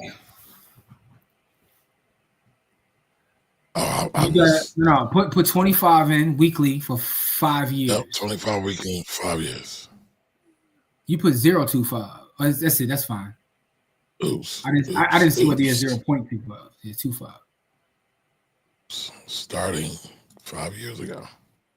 Yeah. 18,000. Almost 18,000. So then, like Pastor said, you add the other 2,000. No, I'm pretty sure we've given away 20K. So let's say 20K. I'm gonna tell you what to put in there. Right? So you talk about 20K divided by what's that? 5 years. It's 4 divided by 52. Put $77 weekly because that's about what we give away about weekly. So that's $77. This will tell you how much we've given away. There we go. What's the number? 55,000. Yeah, 55,316. We've given away about 55K. Just give it away, and that's okay though. All right, but that's dope. So listen, we have a weekly Bitcoin given away. We've given away over $55,000 over the last 5 years. This is what we do. But you got to tell people. Sometimes you got to pop out and show people. Yes, you do. And shout out to our brother Pass. Thunderstick, can you put the link in the chat? DCA, dollar cost average, BTC.com. DCABTC.com. Coming up right now. Don definitely, if we get away 55K, Don got about 10 of that. I think Don had hacked the algorithm early on because Don used to win all the time. Because that's another thing too. We used to do webinars, right? And then our webinars, we would give away like $100, $200 of Bitcoin. And Don used to win on Fridays. Then Don pulled up to our webinar we did with Courtney. And he won that too. I was like, yo, Don hacked the algorithm. But anyway, DCA, BTC, Don said he paid his mortgage with the winning. Salute to Don, man.